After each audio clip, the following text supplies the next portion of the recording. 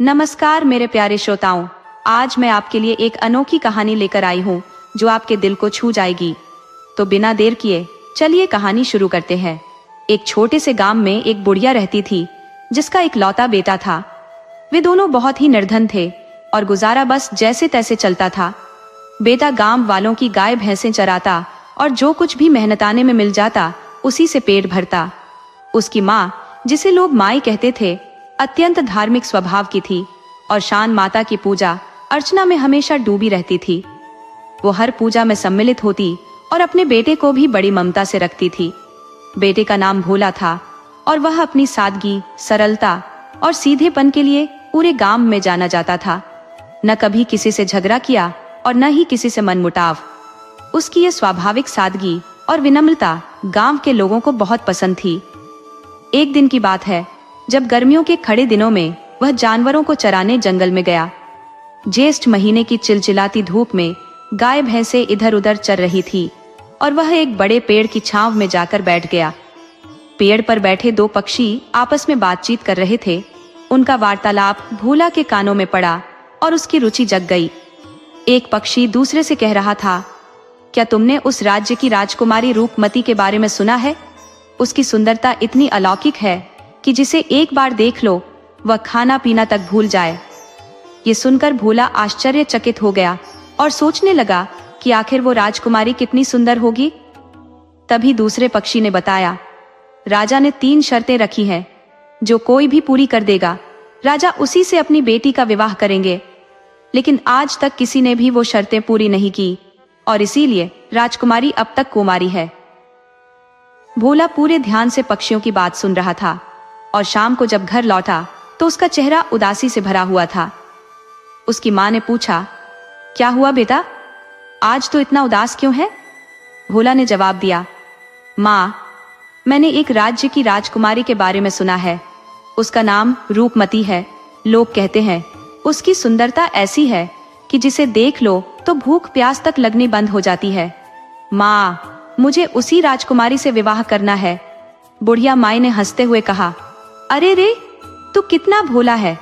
हम तो गरीब लोग हैं और वो राजकुमारी है। भला वो तुझसे शादी क्यों करेगी? राजा तुझे सजा देगा बेटा। इस विचार को अपने मन से निकाल दे। हम तो जैसे तैसे जी रहे हैं। लेकिन भोला ने अपनी जिद नहीं छोड़ी। उसने ठान लिया कि चाहे जो हो जाए उसे तो राजकुमारी से ही विवाह करना है। उसकी माँ ने कहा, बेटा, जिसका कोई अता पता नहीं उसे खोजने तो कहाँ जाएगा? पर भोला नहीं माना। उसने अपनी माँ से कहा, माँ, मुझे बस रानी रूपमती से ही शादी करनी है। उसकी माँ ने भी आखिरकार उसकी जिद को मान लिया और कहा, ठीक है बेटा, जो तुझे सही लगे वही कर। तू मेरा इकलौता सहारा है, तेरी खुशी में ही मेरी खुशी है। अगले दिन सवेरे भोला उठ गया और अपनी माँ से कहा, माँ, मेरे लिए रास्ते में खाने का कुछ सामान बना दे। उसकी माँ ने जो घर में था वही बनाकर दे दिया। भोला ने माँ से कहा, मुझे गुड़ और शक्कर भी दे दो। उसकी माँ बोली, गुड़ शक्कर तो गरीबों का सहारा ही है, इससे भूख मिटती है। बाबा मुस्कुराए और बोले, बेटा, जब तुमने सही इरादे से यात्रा शुरू की है तो भगवान भी तुम्हारी मदद करेंगे। ये हमारा आशीर्वाद है कि तुम अपनी मंजिल तक पहुंच जाओगे। इतना कहकर बाबा ने उसे एक उड़न खटोला दिया और बोले, जहां जाना हो बस इसका नाम लो और ये खटोला तुम्हें वहां पहुंचाएगा। लड़का अत्यंत खुश हो गया और उसने बाबा अम्मा का आशीर्वाद लेकर उड़न खटोले पर चढ़ा। अब उसके सामने था अद्भुत यात्रा का रास्ता जिसमें उसे भगवान की मदद मिली थी। फिर वह बुजुर्गा बोला, सुनो, मेरे पास यह अद्भुत झोली है। इसमें जो भी तुम चाहोगे, जैसे ही तुम यात्रा करते हुए कोई चीज मांगोगे वह तुरंत तुम्हारे सामने प्रकट हो जाएगी। चाहे वह प्याज हो या सोना चांदी, सब इस झोली में समा जाएगा। इस चमत्कारी झोली को पाकर लड़का बहुत प्रसन्न हुआ। वह भोला, वाह, ये तो सचमुच जादुई झोली है। उसके बाद बूढ़े बाबा ने कहा, मेरे पास एक कटार भी है। इसे तुम जिस वस्तु पर मारोगे वह एक ही वार में कट जाएगी। लड़के ने उन तीनों वस्तुओं को लेकर उनके चरणों को छूकर आशीर्वाद लिया। वास्तव में भोले बाबा तो अपनी माया से बूढ़े दंपत्ति के रूप में वहां उपस्थित थे, क्योंकि उन्होंने लड़के की मां की तपस्या के फलस्वरूप उसके मार्गदर्शन का निर्णय लिया था। जैसे ही उन्होंने अपनी माया से अंतर्ध्यान लिया, लड़का भी आगे बढ़ गया। अब यह युवक उड़न खटोले में बैठा और भूला, उड़न खटोले, मुझे उस स्थान पर ले चलो जहां राजकुमारी रूपमती निवास करती हैं। उड़न खटोले ने उसे राजकुमारी के महल की छत पर उतार दिया। उसने देखा कि राजकुमारी खिड़की में खड़ी होकर अपने बाल सुखा रही थी। उसकी सुंदरता इतनी अद्भुत थी कि वह उसे देखते ही रह गया। उसने आज तक ऐसी सुंदरी नहीं देखी थी। फिर वह रात का इंतजार करने लगा। जब रात का अंधेरा छाने लगा, उसने उड़न खटोले से कहा, मुझे राजकुमारी के कक्ष में ले चलो। उड़न खटोला उसे राजकुमारी के कक्ष में ले गया। लड़के ने अपनी झोली से एक हीरा जड़ित अंगूठी निकाली और राजकुमारी को पहनाने लगा। अचानक राजकुमारी की आंखें खुल गई और वह हड़बड़ी में बैठ गई। उसने पूछा, तुम कौन हो और मेरे कक्ष में कैसे आए? लड़के ने कहा, मैं तुमसे विवाह करने आया हूं।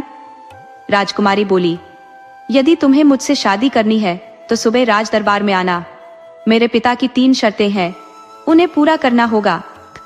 आज तक कई राजकुमार मुझसे शादी के ख्वाब लेकर आए, लेकिन कोई भी मेरे पिता की 3 शर्तें नहीं पूरी कर पाया। अगर तुम इन शर्तों को नहीं निभा पाए तो तुम्हें फांसी की सजा मिलेगी। लड़का दृढ़ता से बोला, ठीक है, मैं शर्तें मानता हूँ, मैं तुमसे विवाह करूंगा, ये मेरा वादा है। उसकी बहादुरी और संकल्प को देखकर राजकुमारी प्रसन्न हुई और उसने मन में प्रार्थना की कि भगवान उसे शक्ति दे ताकि वह अपने पिता की 3 शर्तें पूरी कर सके। सुबह होते ही लड़का राज दरबार पहुंचा। उसने राजा से कहा, राजा साहब, मैं राजकुमारी से विवाह करना चाहता हूँ। राजा ने कहा, बिल्कुल, लेकिन तुम्हें 3 शर्तें माननी होंगी। लड़के ने कहा, मुझे मंजूर है। राजा ने चेतावनी दी, सोच लो, बहुत से लोग आए हैं, लेकिन कोई भी शर्तें पूरी नहीं कर सका और वापस नहीं लौट सका। राजा ने पहली शर्त बताई, हम तुम्हें 1 बोरा सरसों के दाने देंगे। तुम्हें उन्हें पूरे मैदान में इकट्ठा करना होगा, एक भी दाना कम नहीं होना चाहिए। लड़का बोला, मुझे यह मंजूर है। राजा ने दूसरी शर्त बताई, यह चंदन का पेड़ है, तुम्हें इसे एक ही बार में काटना होगा। यदि तुम इसे एक बार में नहीं काट पाए तो तुम्हें फांसी की सजा दी जाएगी। लड़के ने फिर से कहा, मुझे दूसरी शर्त भी मंजूर है। अब राजा ने तीसरी और अंतिम शर्त बताई, तुम्हें एक विशाल जंगली चूहा पकड़ना होगा। यदि तुम उसे पकड़ने में असफल रहे तो तुम्हारी सजा निश्चित है। लड़का सोच में पड़ गया, लेकिन उसने अपनी हिम्मत को संचित किया। उसने सोचा, मैंने हर चुनौती का सामना किया है, यह भी पार कर जाऊंगा। उसने सोच समझकर योजना बनाई और अपने जादुई झोली और कटार का उपयोग करने का निर्णय लिया।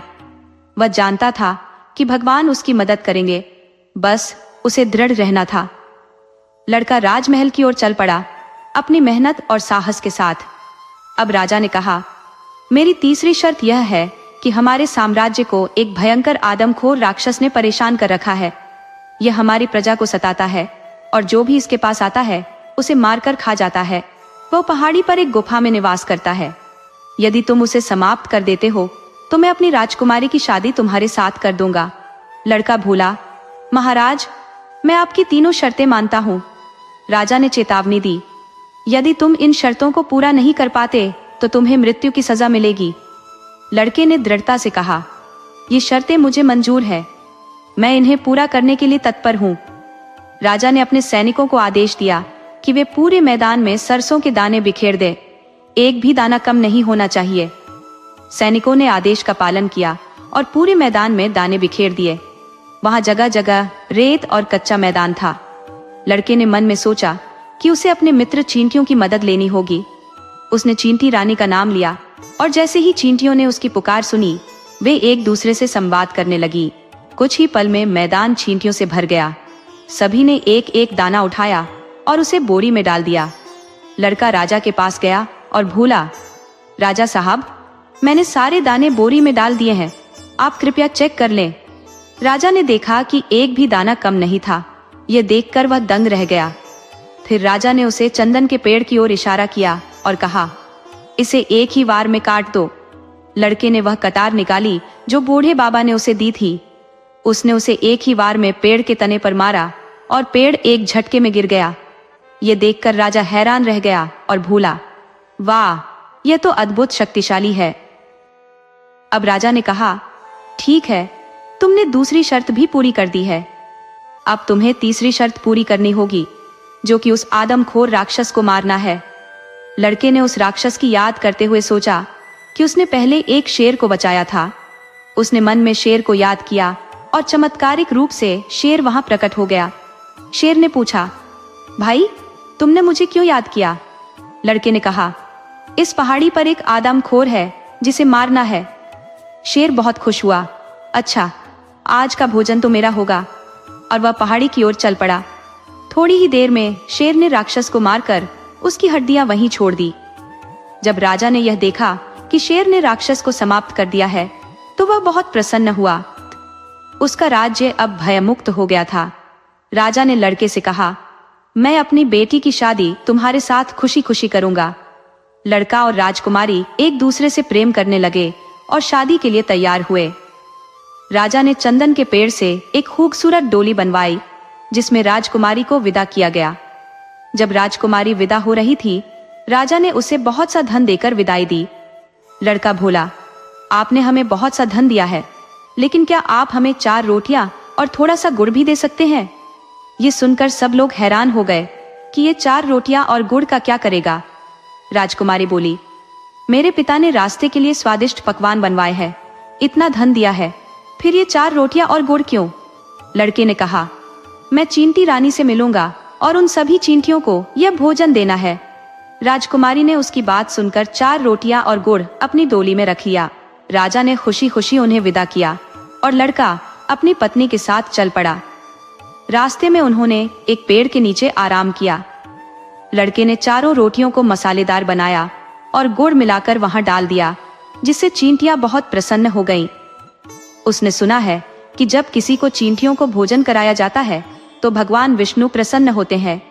जिनके काम नहीं बनते, उनके बिगड़े काम भी बन जाते हैं। जब लड़का घर पहुंचा तो उसकी मां ने उसे देखा और कहा, तुम तो बहुत गाजे बाजे के साथ आ रहे हो। यह सुनकर पड़ोसी महिला ने कहा, तुम मजाक कर रही हो, हमारे बेटे ने राजकुमारी के साथ शादी की है। जब बुजुर्गा ने अपनी बहू को देखा तो वह मंत्रमुग्ध रह गई। राजकुमारी अद्भुत सुंदर थी, जैसे ब्रह्मांड की रानी। बुजुर्गा ने अपनी बहू का जोरदार स्वागत किया और उसे गृह प्रवेश कराया। वह बोली, माता रानी, आपने मेरी लाज रख ली है, आपकी कृपा से मेरी सभी इच्छाएं पूरी हो गई हैं। राजकुमारी के आने से न केवल दरिद्रता का नाश हुआ, बल्कि गांव में खुशहाली छा गई। राजा ने पूरे गांव को निमंत्रित किया और भव्य भोज का आयोजन किया। सभी ने मिलकर उत्सव मनाया और शान माता की महिमा का गान किया।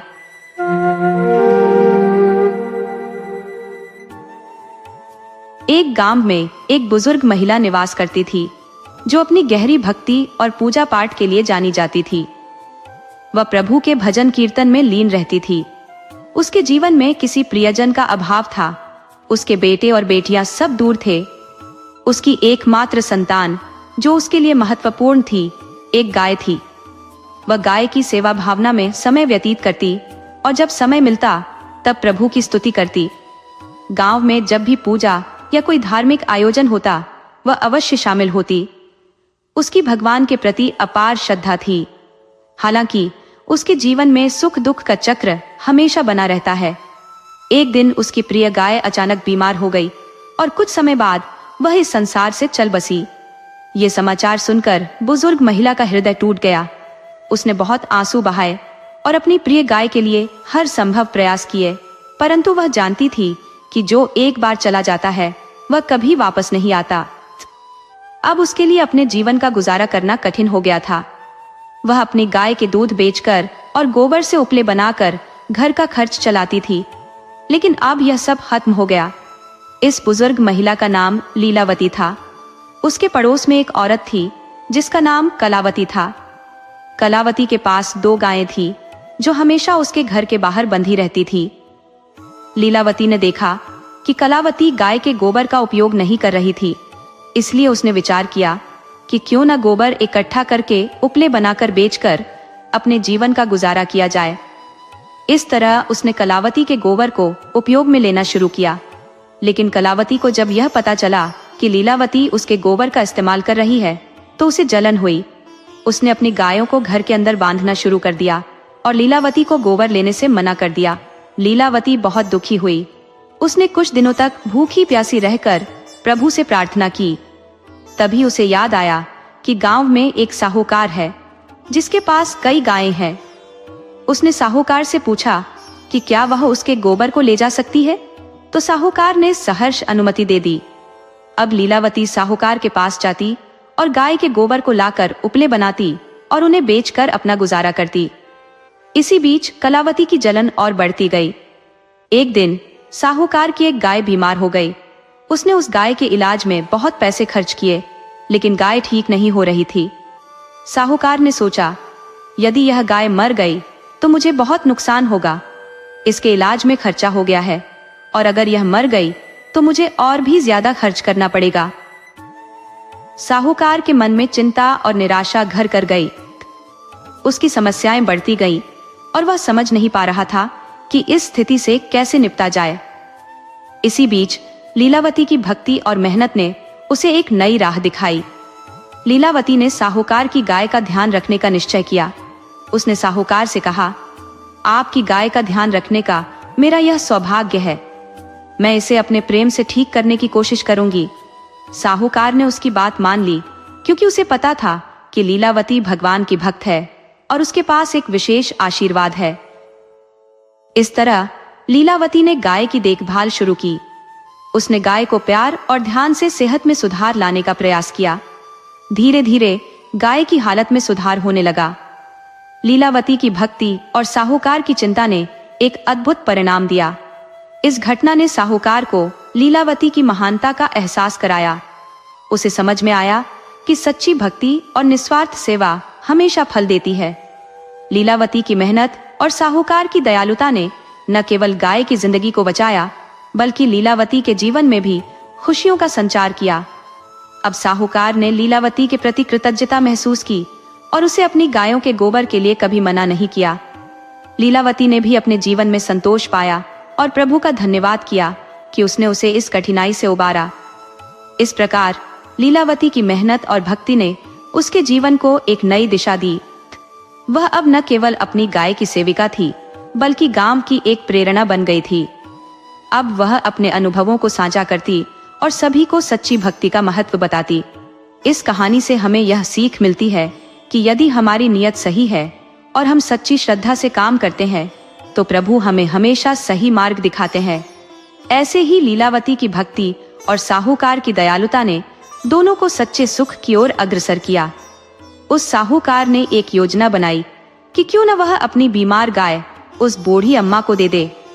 उसे शायद पता भी न चले कि गाय बीमार है, और साथ ही उसे अपनी ओर से एक एहसान भी जताने का मौका मिल जाएगा। उसने बूढ़ी अम्मा को बुलाया और कहा, अम्मा, तुम इतनी दूर से आती हो और तुम्हारी उम्र भी ढल चुकी है, इसीलिए क्यों ना मैं ये गाय तुम्हें दे दूं।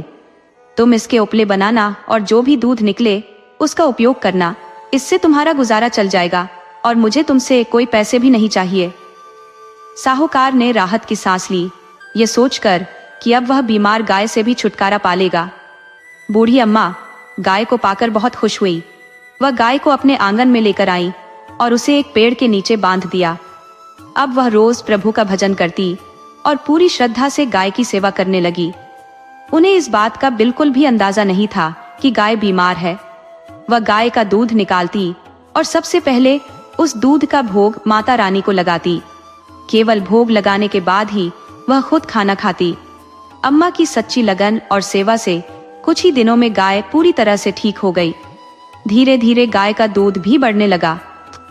अब अम्मा हर दिन उपले बनाकर बेचने लगी, जिससे उनकी आर्थिक स्थिति सुधरने लगी। इधर अम्मा की पड़ोसन, जो उनकी गरीबी पर हंसती थी, अब जलन से भरने लगी। उसे ये देखकर बहुत बुरा लगता था कि अब अम्मा फिर से सुखी हो रही है, लेकिन वह चाहकर भी कुछ नहीं कर सकती थी, क्योंकि अब अम्मा के पास अपनी गाय थी। एक दिन एक साधु महात्मा ब्राह्मण का भेष बनाकर अम्मा के दरवाजे पर भिक्षा मांगने आए। अम्मा ने आदर पूर्वक उन्हें भोजन परोसा और कहा, महाराज, मेरे पास ज्यादा कुछ नहीं है, लेकिन जो कुछ भी है वह आपके लिए है। साधु महात्मा ने अपनी दिव्य दृष्टि से देखा कि अम्मा ने अपने लिए रखे भोजन को ही बड़े प्रेम से उन्हें परोसा है। साधु बहुत प्रसन्न हुए और आशीर्वाद देते हुए बोले, माए, अब तुम्हारे दुख के दिन समाप्त होने वाले हैं। साधु ने अम्मा की गाय की पीठ पर हाथ फेरा और वहां से चले गए। अम्मा बहुत खुश हुई कि साधु ने उन्हें आशीर्वाद दिया। अब वह और भी ज्यादा लगन से गाय की सेवा करने लगी। कुछ दिनों बाद अम्मा की पड़ोसन ने देखा कि गाय ने सोने का गोबर किया है। वह यह देखकर दंग रह गई। उसने सोचा, अगर मैं इस सोने का गोबर ले जाऊं और इसके बदले साधारण गोबर रख दूं, तो अम्मा को पता भी नहीं चलेगा। अब वह यही चाल चलने लगी। जब भी अम्मा की गाय गोबर करती, वह सोने का गोबर उठा लेती और उसकी जगह साधारण गोबर रख देती। कई दिन ऐसे ही बीत गए। फिर एक दिन अचानक तूफान आया। अम्मा ने गाय को घर के अंदर बांध लिया। जब गाय ने घर के अंदर गोबर किया तो अम्मा ने देखा कि वह सोने का गोबर कर रही है। यह देखकर अम्मा को समझते देर नहीं लगी कि यह सब साधु महाराज के आशीर्वाद का परिणाम है। अम्मा को यह भी समझ आ गया कि अब तक उसकी पड़ोसन ही सोने का गोबर चुरा रही थी। अम्मा को अब किसी से डरने की जरूरत नहीं थी। उन्होंने सोने का गोबर इकट्ठा कर लिया और उसे बेचकर उन्होंने खूब धन कमा लिया। अब अम्मा सुखी जीवन बिताने लगी। कुछ समय बाद अम्मा ने सोचा कि क्यों न वह अपनी पड़ोसन को भी यह चमत्कार बताए। जब वह अपनी पड़ोसन के पास गई और सारा किस्सा सुनाया तो पड़ोसन शर्म से पानी पानी हो गई।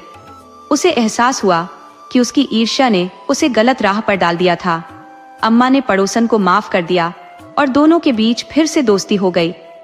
अम्मा अब रोज माता रानी की आराधना करती और सुखी जीवन जीती।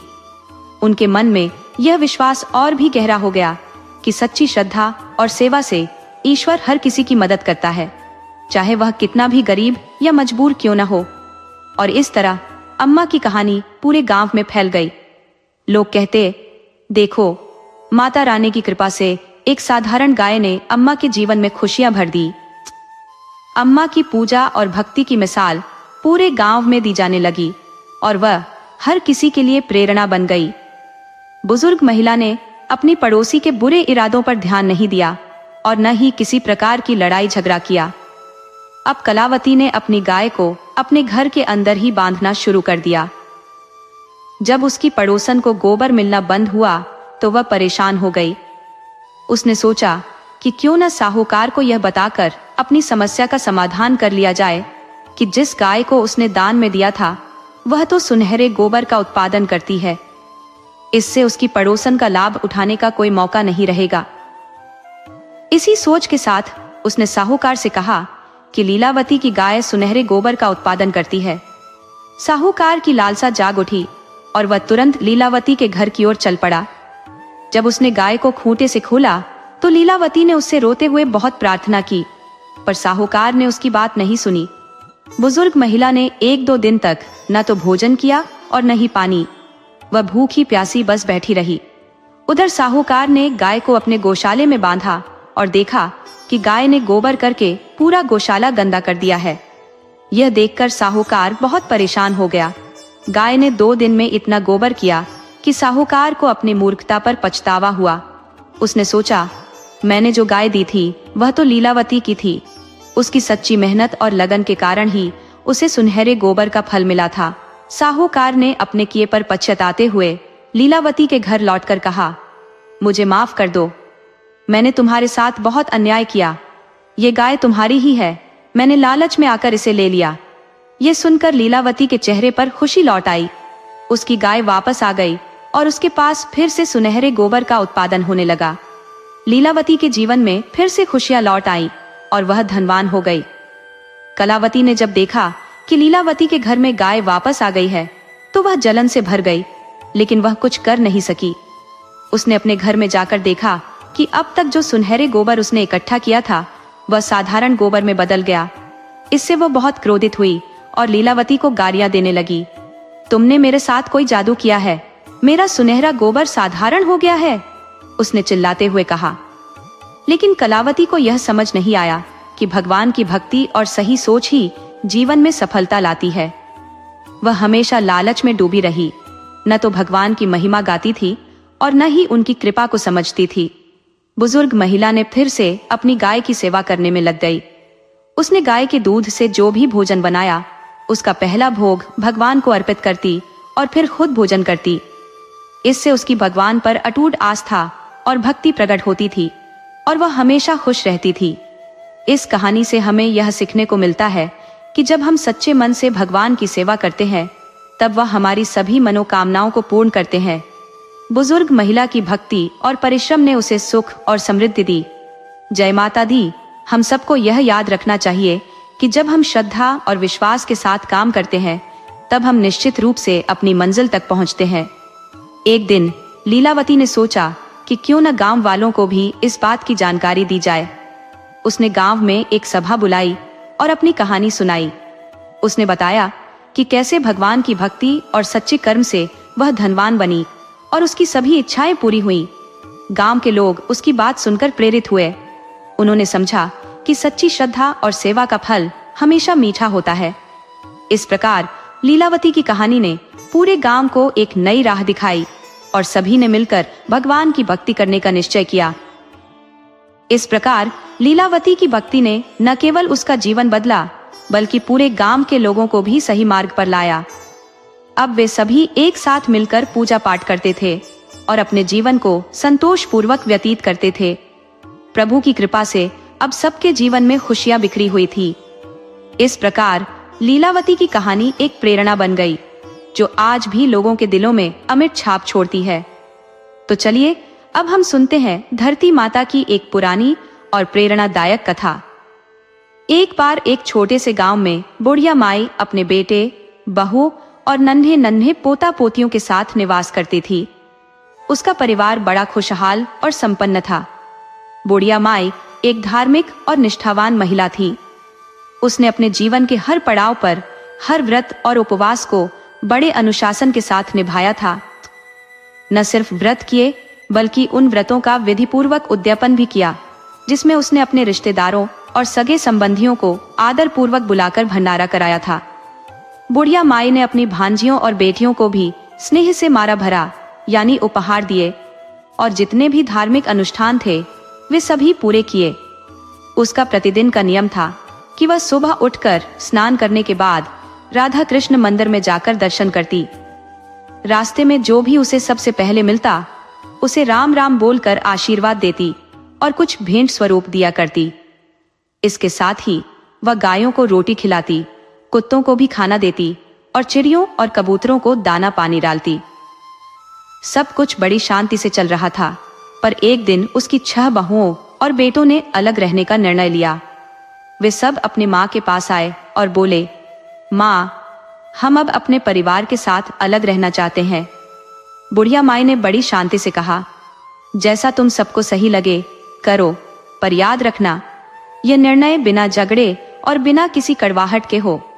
तुम्हारे पिता की भी यही इच्छा थी कि तुम सब अपने अपने हिस्से के साथ आगे बढ़ो। 6 बेटे अपने हिस्से के साथ अलग हो गए, लेकिन सबसे छोटा बेटा और उसकी पत्नी उसी पुश्तैनी मकान में माँ के साथ रहने लगे। बुढ़िया माई ने अपने सबसे छोटे बेटे से भी कहा, बेटा, यदि तू भी अलग रहना चाहता है तो अपना हिस्सा लेकर अलग हो सकता है। पर बेटे ने विनम्रता से कहा, माँ, मुझे कहीं नहीं जाना है, मुझे आपके आशीर्वाद और साथ की जरूरत है, मैं यहीं रहूंगा। बुढ़िया माई अपने पुराने नियमों के साथ जीवन जीती रही। रोज सुबह उठकर स्नान करती, मंदिर जाती और गाय, कुत्ते, चिड़ियों को खाना देती। लेकिन एक दिन ऐसा आया जब छोटा बेटा बीमार पड़ गया। कई दिनों तक वह काम पर नहीं जा सका और धीरे धीरे घर में राशन खत्म हो गया। बुढ़िया माई समझदार थी। उसने अपनी बहू से कुछ नहीं मांगा और अपनी 2 रोटियों में से एक के 4 टुकड़े करके एक हिस्सा गाय को, एक कुत्ते को और बाकी चिड़ियों कबूतरों को दे देती। वह अपने बेटे से अब कोई आर्थिक मदद की उम्मीद भी नहीं करती थी, क्योंकि उसे पता था कि बेटा काम पर नहीं जा पा रहा है। इस कारण वह उससे एक का अर्थात छोटा सा उपहार या कुछ पैसे भी मांगना बंद कर चुकी थी। एक दिन उसकी पड़ोसन उससे मिलने आई। बुढ़िया माई की बहू ने उसकी पड़ोसन के लिए चाय और नाश्ता लाकर रखा, लेकिन पड़ोसन ने विनम्रता पूर्वक इनकार कर दिया। वह बोली, नहीं बहू, आज मेरा धरती माता का व्रत है, इसलिए मैं कुछ भी नहीं खाऊंगी। बुढ़िया माई ने यह सुनकर मुस्कुराते हुए कहा, व्रत करना बहुत पुण्य का काम है। जब तुम धरती माता का व्रत कर रही हो तब इसका फल अवश्य ही मिलेगा। कुछ समय बाद पड़ोसन चली गई, पर बुढ़िया माई के मन में कहीं एक सवाल रह गया। कभी उसका भी ऐसा समय था जब सब कुछ ठीक था। अब चीजें कठिन हो गई थी, पर उसे यकीन था कि धरती माता उसकी कठिनाइयों को जरूर दूर करेंगी। समय बीतता गया। धीरे धीरे घर में खाने पीने की समस्या बढ़ने लगी, लेकिन बुढ़िया माई ने अपनी श्रद्धा और विश्वास नहीं खोया। वह लगातार अपने नियमों का पालन करती रही, यह सोचते हुए कि हर मुश्किल समय के बाद अच्छा समय जरूर आता है। और एक दिन सचमुच एक अद्भुत चमत्कार हुआ। बुढ़िया माई का छोटा बेटा अचानक से पूरी तरह स्वस्थ हो गया और पहले से भी अधिक ऊर्जावान महसूस करने लगा। काम पर वापस जाने के बाद उसकी मेहनत का फल भी मिला और वह अब बेहतर स्थिति में आ गया। उसके बाद बुढ़िया माई के घर में फिर से समृद्धि लौट आई। वह रोज की तरह मंदिर जाती, राम राम करती और अपनी गायों, कुत्तों, चिड़ियों का ध्यान रखती। उसकी श्रद्धा और धर्म में उसकी आस्था ने उसे जीवन की हर कठिनाई से पार पा लिया। बुढ़िया ने अपनी पड़ोसी से पूछा, बहन, धरती माता का व्रत यह क्या होता है? तब पड़ोसन ने उत्तर दिया, बहन, यदि तुमने सारे दान पुण्य किए हैं, व्रत उपवास रखे हैं, तो समझ लो कि यदि तुमने धरती माता की कथा नहीं सुनी या व्रत नहीं किया तो मरने के बाद तुम्हें परलोक में पांव रखने के लिए धरती नहीं मिलेगी। बुढ़िया ने जिज्ञासा से पूछा, यह सब कैसे होता है? उसकी पड़ोसन ने विस्तार से समझाया कि परलोक में पांव रखने के लिए धरती की आवश्यकता होती है, और यदि तुमने धरती माता का व्रत नहीं किया और उनकी कथा नहीं सुनी तो तुम्हें धरती नहीं मिलेगी। अब बुढ़िया ने धरती माता की कथा और व्रत की विधि जानने की इच्छा प्रकट की। पड़ोसन ने कहा, तुम्हें 7 दिन तक धरती माता की कथा सुननी होगी और साथ में व्रत भी रखना होगा। उसने बुढ़िया को व्रत की संपूर्ण विधि भी बताई और थोड़ी देर बाद वह वापस अपने घर लौट गई। अब बुढ़िया चिंतित हो गई कि घर में राशन नहीं है, पैसे नहीं है, तो धरती माता का व्रत कैसे किया जाए। उसने कुछ विचार किया और अपनी 7वीं बहू को भेजा कि वह 6 बड़ी बहुओं को बुलाए। थोड़ी देर बाद सभी 6 बहुएं अपनी सास के पास आईं और पूछने लगी, माता जी, आपने हमें क्यों बुलाया है? आपको हमसे क्या काम है? बुढ़िया ने कहा, बेटियों, मैंने अपने जीवन में सभी व्रत उपवास किए हैं और उनका उद्यापन भी कर दिया है, लेकिन मैंने धरती माता की न तो कथा सुनी है और न ही व्रत किया है। क्या तुम में से कोई मेरी सहायता करेगी? लेकिन सभी 6 बहुओं ने इस प्रस्ताव को ठुकरा दिया। बुढ़िया उदास होकर बैठ गई। तभी उसकी 7वीं बहू और उसका बेटा, जिन्हें यह पता चला कि बड़ी बहुएं उनकी माँ को धरती माता का व्रत करने में मदद नहीं कर रही है, उनके पास आए। उन्होंने कहा, माँ, आप क्यों उदास है? कोई बात नहीं, अगर बड़ी बहनें आपकी मदद नहीं करती तो हम आपकी सहायता करेंगे। आप चिंता मत कीजिए, हम आपका व्रत पूरा करवाएंगे। बताइए, हमें क्या करना होगा? बुढ़िया की आंखों में खुशी आ गई। उसने कहा, बेटा, हमें 7 दिन तक धरती माता की कथा सुननी होगी और व्रत भी रखना होगा।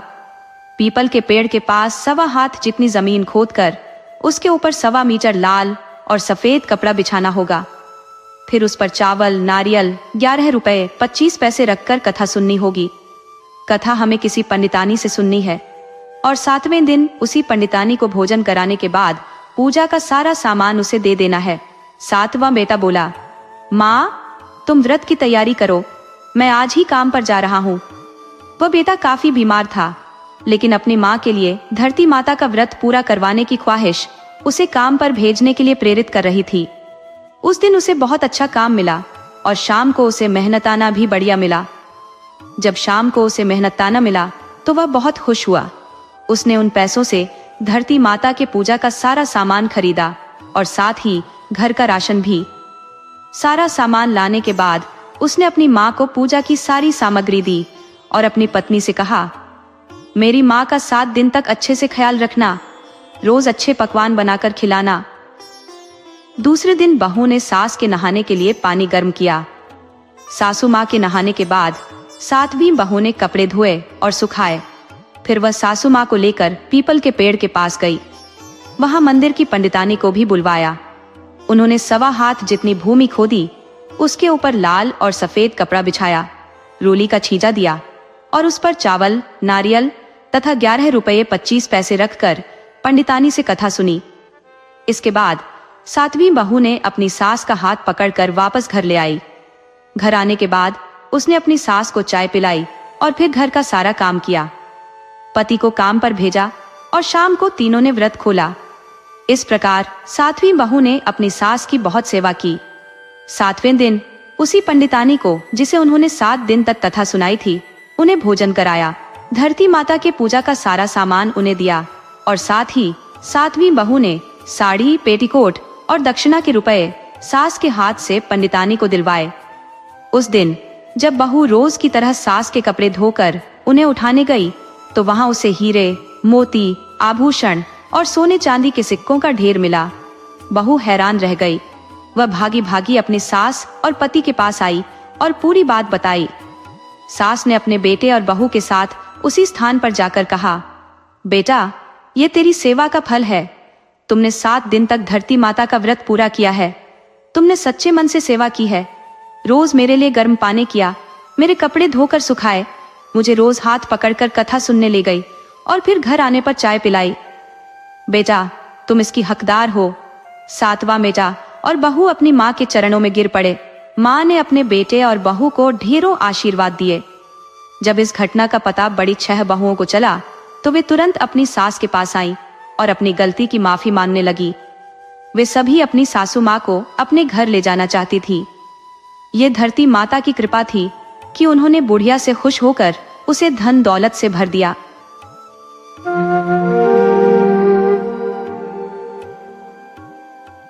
बहुत समय पहले की बात है। एक राजा था जिसके 4 पुत्र थे। वह अपने पुत्रों से अत्यधिक स्नेह करता था और उनकी शिक्षा दीक्षा में कोई कमी नहीं छोड़ी थी। एक दिन उसने अपने राजकुमारों को बुलाया और कहा, देखो, मेरे राज्य की रक्षा तुम्हारे हाथों में है। बारी बारी से तुम राज्य का पहरा दोगे और ये देखोगे कि मेरी प्रजा में कोई कष्ट में तो नहीं है। यदि किसी को कोई समस्या हो तो तुरंत उसकी सहायता करो। राजा का राज्य बहुत विशाल था, लेकिन उसमें चारों ओर शांति थी और प्रजा उसे आदर और प्रेम देती थी। राजा के आदेश का पालन करने के लिए सबसे बड़े राजकुमार ने पहले पहरा देने की इच्छा जताई। उसने रात में अपने राज्य की निगरानी शुरू की। एक रात जब प्रातः का समय समीप था, उसने देखा कि तालाब के पास एक योगी बैठा है, जिसके पास 4 अद्वितीय सुंदर घोड़े चल रहे थे। उन घोड़ों की जाति और सौंदर्य अद्वितीय था। ऐसे घोड़े तो उसके पिता के पास भी नहीं थे। राजकुमार को यह दृश्य बहुत आकर्षक लगा और वह जिज्ञासावश उस योगी के पास गया। राजकुमार ने योगी से पूछा, तुम कौन हो और यहाँ कैसे आए हो? योगी ने उत्तर दिया, मैं एक यात्री हूँ, दूर दूर की यात्राएं करता हूँ और अब तुम्हारे राज्य में आया हूँ। तब राजकुमार ने पूछा, तुम्हें यहाँ किसी प्रकार की सहायता चाहिए? योगी ने सहजता से कहा, मुझे तो बस तुम चाहिए। योगी की बात सुनकर राजकुमार चौंका। उसने कहा, मुझे चाहिए? क्यों? और इन सुंदर घोड़ों का रहस्य क्या है? योगी ने मुस्कुराते हुए उत्तर दिया, यदि तुम्हें यह घोड़े चाहिए तो यात्रा पर जाओ और जो कुछ अनुभव प्राप्त हो उसे लौटकर मुझे अवश्य बताना। राजकुमार ने फिर पूछा, तुम्हें मैं ही क्यों चाहिए? मैं इस राज्य का उत्तराधिकारी हूँ। मेरे पिता ने मुझे आदेश दिया है कि मैं राज्य में शांति और संतोष बनाए रखूं। क्या तुम्हें कोई और वस्तु चाहिए?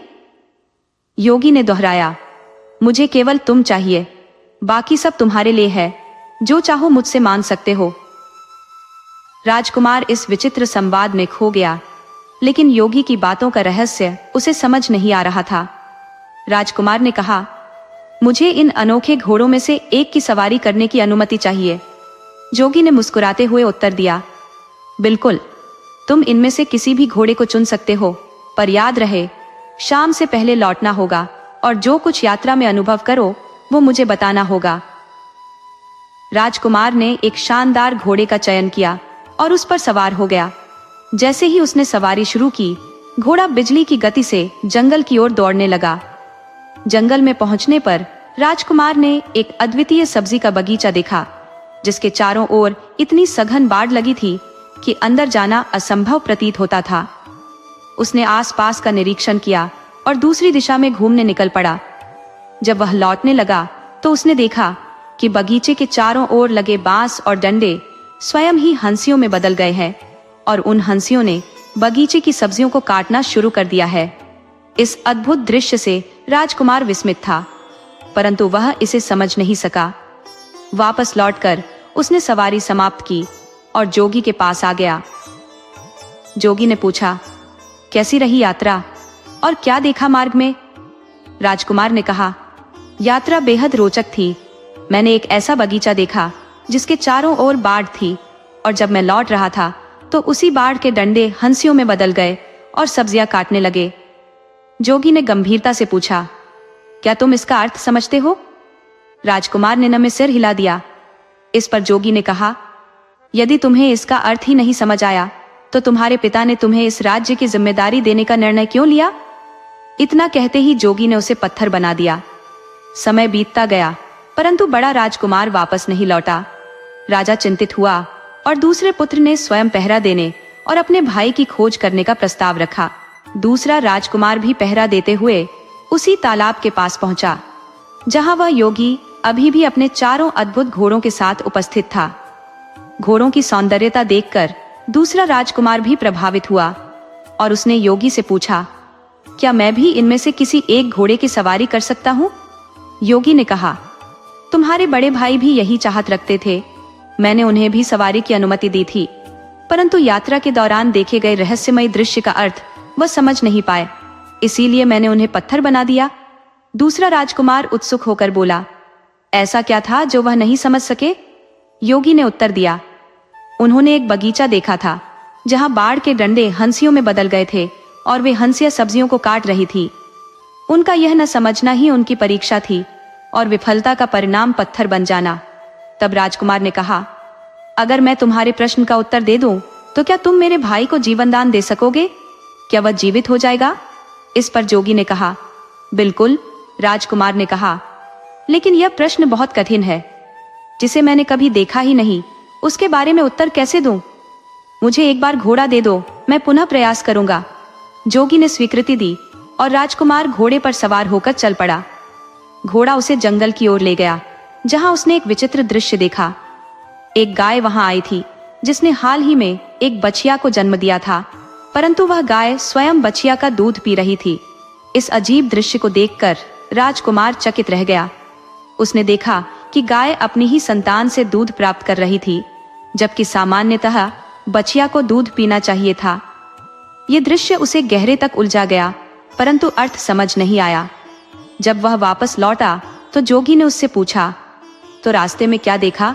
राजकुमार ने कहा, मैंने एक नवजात बछिया और उसकी माँ को देखा, परंतु माँ ने बछिया का ही दूध पीना शुरू कर दिया। ये तो मेरी समझ से परे है, मैं अत्यंत हैरान हूँ। जोगी ने गंभीर स्वर में पूछा, तो क्या तुम इस दृश्य का अर्थ समझते हो? राजकुमार ने उत्तर दिया, नहीं, यह मेरे बोध से बाहर है, मैं इसका मतलब नहीं जानता। इस उत्तर पर जोगी ने कहा, तुम इसका अर्थ नहीं जानते? और कहते ही जोगी ने उसे पत्थर का बना दिया। इस प्रकार दूसरा राजकुमार भी पत्थर बन गया। जब दोनों राजकुमारों का काफी समय बीत गया और वे महल नहीं लौटे, तब तीसरा राजकुमार राजा के पास आया और कहा, पिताजी, मुझे नगर की रक्षा के लिए जाने दीजिए और मैं अपने भाइयों का भी पता लगाऊंगा। राजा ने उसे अनुमति दी और तीसरे दिन वह शहर की देखभाल के लिए निकल पड़ा। तीसरा राजकुमार भी उसी तालाब के किनारे पहुंचा जहां जोगी बैठा था। उसने वहां 4 सुंदर घोड़ों को चरते हुए देखा और उनकी भव्यता पर मंत्रमुग्ध हो गया। राजकुमार ने जोगी से उनके बारे में पूछना चाहा, लेकिन जोगी ने उसे अपने पास बैठने का संकेत दिया। बातचीत के दौरान जोगी ने उसे बताया कि उसके दोनों भाई भी पहले यहाँ आ चुके हैं और उनके साथ क्या हुआ था। वे मेरे पास आए थे और एक घोड़ा लेकर भ्रमण पर निकले। राह में उन्होंने जो देखा उसका उत्तर देने में वे असमर्थ रहे और परिणाम स्वरूप वे दोनों पत्थर में परिवर्तित हो गए। इसके बाद उसने कहा कि यदि वह उन दोनों भाइयों को पुनः जीवित कर देगा तो जो लकड़ी के डंडे हैं वे दरांती में बदल जाएंगे और हाल ही में जन्मी बछिया अपनी माता को पीला दूध पिलाने लगेंगी। अगर उसका जवाब दे दे तो तुम्हारे दोनों भाई जो राजकुमार हैं जीवित हो जाएंगे। राजकुमार ने सहमति में सिर हिलाते हुए कहा, आपका बहुत बहुत धन्यवाद। यदि आप मुझे एक घोड़ा दे दे तो मैं इसे एक बार वहां के विचित्र दृश्यों को देखने और समझने के लिए लेकर आऊंगा। उसने कहा, बिल्कुल, तुम इनमें से किसी भी एक घोड़े को ले सकते हो, परंतु सावधान रहना और जो कुछ भी यात्रा में तुम्हारे समक्ष प्रकट हो उसे अनुभव के रूप में लेकर आकर मुझे अवगत कराना। राजकुमार ने एक घोड़े का चयन किया और उस पर सवार होकर यात्रा पर चल पड़ा। घोड़ा उसे जंगल की ओर ले गया, जहां उसने देखा कि एक व्यक्ति अपने सिर पर लकड़ियों का बड़ा गट्ठर लादे हुए था। वह केवल उन्हीं लकड़ियों से संतुष्ट नहीं था, बल्कि मार्ग में जो लकड़ियां उसे दिख रही थी वे भी वह अपने गट्ठर में जोड़ता जा रहा था। ये दृश्य देखकर राजकुमार आश्चर्यचकित रह गया कि उस व्यक्ति के सिर पर इतना भारी बोझ होते हुए भी वह लकड़ियों के मोह को छोड़ने में असमर्थ था। राजकुमार ने इस अद्भुत घटना का अर्थ समझने का प्रयास किया, लेकिन उसे कोई स्पष्टता नहीं मिली। जब वह संध्या को जोगी के पास पहुंचा तो जोगी ने उससे इस मर्म का रहस्य पूछा। राजकुमार ने बताया कि उसे मार्ग में एक लकड़ियां बीनता व्यक्ति मिला, जिसके सिर पर पहले से ही लकड़ियों का बड़ा गट्ठर था। फिर भी वह लकड़ियां इकट्ठी करने से संतुष्ट नहीं था। जोगी ने उसे अर्थ समझाने का प्रयास करते हुए कहा, क्या तुम जानते हो इसका क्या अभिप्राय है? राजकुमार ने कहा, मुझे कुछ समझ में नहीं आया, इसलिए मैं खुद आपसे पूछने आया हूं। इस पर जोगी ने गूढ़ मुस्कान के साथ उत्तर दिया, तुम्हारे तीनों भाइयों को भी यही देखकर कुछ समझ नहीं आया था, इसलिए मैंने उन्हें पत्थर बना दिया। अगले दिन जब राजा का चौथा पुत्र अपने तीनों भाइयों की वापसी की प्रतीक्षा करते करते चिंतित हो गया, तो उसने अपने पिता से अनुमति मांगी कि वह नगर की पहरेदारी और अपने तीनों भाइयों को खोजने की अनुमति दे। राजा ने उसे अनुमति दी और चौथा राजकुमार अपनी यात्रा पर निकल पड़ा। वह नगर की सीमा के पास पहुंचा, जहां उसे एक जोगी दिखाई दिया। जोगी के पास सुंदर घोड़े चल रहे थे। उसने जोगी को प्रणाम कर पूछा कि क्या उसने उसके तीनों भाइयों को देखा है? जोगी ने इशारे से पत्थर की आकृतियों की ओर दिखाते हुए कहा, हाँ, मैंने इन्हें पत्थर बना दिया है, क्योंकि ये जो जंगल में देखा था उसे मुझे समझा नहीं सके। जोगी ने कहा, यदि तुम वह सब समझा सको जो तुम्हारे भाइयों के लिए कठिन था, तो मैं इन्हें फिर से जीवित कर सकता हूँ। राजकुमार ने विनम्रता से कहा, पहले मुझे जंगल में जाकर स्वयं उन दृश्यों को देखना होगा, ताकि मैं आपका प्रश्न भली भांति समझ सकूं। जोगी ने अनुमति दी और राजकुमार ने एक घोड़ा चुना और जंगल की ओर बढ़ चला। वहां पहुंचकर उसने देखा कि एक बड़े तालाब का सारा पानी कई छोटे तालाबों में बहकर उन्हें भर रहा था और बड़ा तालाब खाली हो चुका था। संध्या को वह जोगी के पास वापस लौटा, जिसने उसी प्रश्न को पुनः प्रस्तुत किया। तुम्हारे भाइयों के अनुभव का क्या अर्थ था? राजकुमार ने जो देखा था वह जोगी को बता दिया। जोगी ने पूछा, तुम्हें क्या विशेषता दिखी? राजकुमार ने कहा, जो कुछ देखा उसका अर्थ मेरी समझ से परे है। मैं एक विशाल तालाब को छोटे छोटे तालाबों को भरते हुए देखता हूँ, लेकिन वे छोटे तालाब मिलकर बड़े तालाब को नहीं भर पाते। इसका अर्थ मुझे समझ नहीं आता। जोगी ने चुपचाप उसकी बात सुनी और फिर बिना किसी उत्तर के उसे भी पत्थर में बदल दिया। अब चौथा राजकुमार भी निष्प्राण खड़ा था। जब राजा को यह बात ज्ञात हुई कि कई दिनों से उसके चारों पुत्रों का कोई अता पता नहीं है, उसने अपने जासूसों को भेजा, लेकिन उनके कोई सुराग नहीं मिले। ये देखकर राजा को चिंता हुई कि कहीं उनके साथ कोई अनहोनी तो नहीं हो गई है। अंततः राजा ने स्वयं उन्हें खोजने का निश्चय किया और जंगल की ओर निकल पड़ा। चलते चलते राजा उसी जोगी के पास पहुंच गया, जो अब भी तालाब के किनारे बैठा था और उसके चारों घोड़े घास चर रहे थे। राजा ने जोगी से पूछा, हे जोगी, क्या तुमने मेरे पुत्रों को देखा है? जोगी ने पास खड़े 4 पत्थर के स्तंभों की ओर संकेत किया। राजा ने इन मूर्तियों को देखकर कहा, ये तो पत्थर की प्रतिमाएं हैं, मेरे पुत्र इनमें नहीं है। तब जोगी ने बताया, ये प्रतिमाएं ही तुम्हारे पुत्र हैं।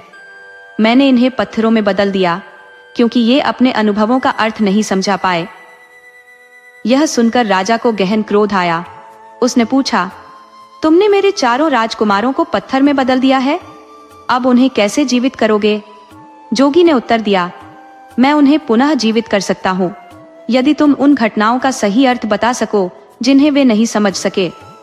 जोगी ने राजा से कहा, यदि तुम उस दृश्य का अर्थ बता सको जो हीना ने देखा था, तो तुम्हारे चारों पुत्र पुनः जीवित हो सकते हैं। तुम चाहो तो मेरा घोड़ा लेकर जंगल में जाकर उन घटनाओं का निरीक्षण भी कर सकते हो। राजा, जो अत्यधिक समझदार और विवेकशील था, बोला, नहीं जोगी जी, इसकी आवश्यकता नहीं है। यदि तुम मुझे यह बता दो कि उन्होंने क्या देखा था और वे किस बात को समझ नहीं पाए, तो शायद मैं उनका अर्थ समझने में सक्षम हो सकूं। तब जोगी ने कहना आरंभ किया, राजन, तुम्हारे सबसे बड़े पुत्र ने जंगल में एक सब्जियों का बगीचा देखा। चारों ओर ऐसी बाढ़ थी कि बगीचे के अंदर पहुंचना असंभव था। लौटते समय उसने देखा कि उस बाढ़ के डंडे मानो जीवित हो गए थे और वे बगीचे की सब्जियां काट रहे थे। इसका क्या अर्थ हो सकता है? राजा ने कुछ देर विचार किया और फिर बोला, जोगी जी, यह उस व्यक्ति की छवि है जिसके पास सुरक्षा हेतु थोड़ा धन रखा हो, और जब धन का मालिक अपने पैसे मांगने आए तो उस व्यक्ति ने या तो वह धन कहीं छिपा दिया या उसे खर्च कर दिया, जिससे कि वास्तविक मालिक को उसका धन वापस न मिले। ऐसा व्यक्ति अपने भरोसे को भंग करता है और धन का मालिक पछताता है कि उसने विश्वास कर लिया था। जैसे ही राजा ने इस प्रश्न का समाधान प्रस्तुत किया, उसका बड़ा पुत्र उसके समक्ष सजीव हो गया, स्वस्थ और पूर्णतः ठीक। इसके पश्चात जोगी ने दूसरा प्रश्न प्रस्तुत किया, राजा साहब, आपके दूसरे पुत्र ने एक गाय देखी जिसने एक बछिया को जन्म दिया था। उसने देखा कि वह बछिया अपनी ही मां को दूध पिला रही थी। इस दृश्य का अर्थ तुम्हारा पुत्र समझ नहीं पाया। राजा ने गंभीरता से सोचा और कहा, यह दृश्य उस महिला की छवि प्रस्तुत करता है जो अपनी बेटी की कमाई पर निर्भर रहती है। वह अपने पुत्र की संपत्ति पर जीवित रहती है, परंतु यहाँ उस महिला का आश्रय उसकी बेटी की कमाई पर टिका होता है। राजा का उत्तर सुनते ही उसका दूसरा पुत्र भी पुनः जीवित हो गया, पूर्णतः स्वस्थ अवस्था में उसके समक्ष खड़ा हो गया। जोगी ने अपना तीसरा सवाल पूछा, राजन, तुम्हारे तीसरे पुत्र ने जंगल में एक व्यक्ति को देखा जो अपनी पीठ पर भारी लकड़ियों का गट्ठर लादे हुए था। उसके पास पहले से ही ढेर सारी लकड़ियां थी, फिर भी वह राह में जो भी लकड़ियां मिलती उन्हें भी अपने गट्ठर में जोड़ता जा रहा था। इसका क्या अभिप्राय हो सकता है? राजा ने चिंतन किया और बोला, इसका अर्थ यह है कि कुछ लोग कभी संतुष्ट नहीं होते, चाहे उनके पास कितना ही धन संपदा क्यों ना हो। उन्हें सदैव अधिक की लालसा होती है, जैसे उनके पास जो है वह पर्याप्त नहीं है। जैसे ही राजा ने यह उत्तर दिया, उसका तीसरा पुत्र भी सजीव होकर उसके सामने आ खड़ा हुआ। इसके पश्चात जोगी ने चौथा और अंतिम प्रश्न प्रस्तुत किया, राजन, तुम्हारे सबसे छोटे पुत्र ने जंगल में एक विशाल तालाब देखा जिसने अन्य 6 छोटे तालाबों को जल देने के लिए स्वयं को खाली कर दिया। इसका क्या अर्थ है? राजा ने उत्तर दिया, यह विशाल तालाब उन लोगों का प्रतीक है जो दूसरों के लाभ हेतु अपना सब कुछ अर्पित कर देते हैं, बिना किसी प्रतिफल की आशा किए। वे निस्वार्थ भाव से परोपकार करते हैं, फिर भी उन्हें किसी से कुछ नहीं मिलता। यह एक ऐसा व्यक्तित्व है जो स्वयं को दूसरों के लिए न्यौछावर कर देता है। जैसे ही राजा ने यह कहा, उसका चौथा पुत्र भी सजीव होकर उसके सम्मुख आ खड़ा हुआ। अपने चारों पुत्रों को पुनः जीवित देख राजा अत्यंत हर्षित हुआ और उन्हें लेकर प्रसन्नता पूर्वक अपने महल वापस लौटा। कुछ समय बाद राजा ने अपने चारों पुत्रों में राज्य का विभाजन कर दिया और कहा, अब सुख पूर्वक अपना जीवन व्यतीत करो और राज्य का भलीभांति संचालन करो। उसने अपने पुत्रों के विवाह भी करवा दिए और चारों युवा राजकुमार राज्य के उत्तराधिकारी बने। अंत में राजा ने स्वयं को अपने दायित्वों से मुक्त कर लिया और जंगल में शांति से रहने के लिए चला गया। वहां उसने एक सन्यासी का जीवन अपनाया और अपने ईश्वर की खोज में ध्यान मग्न हो गया।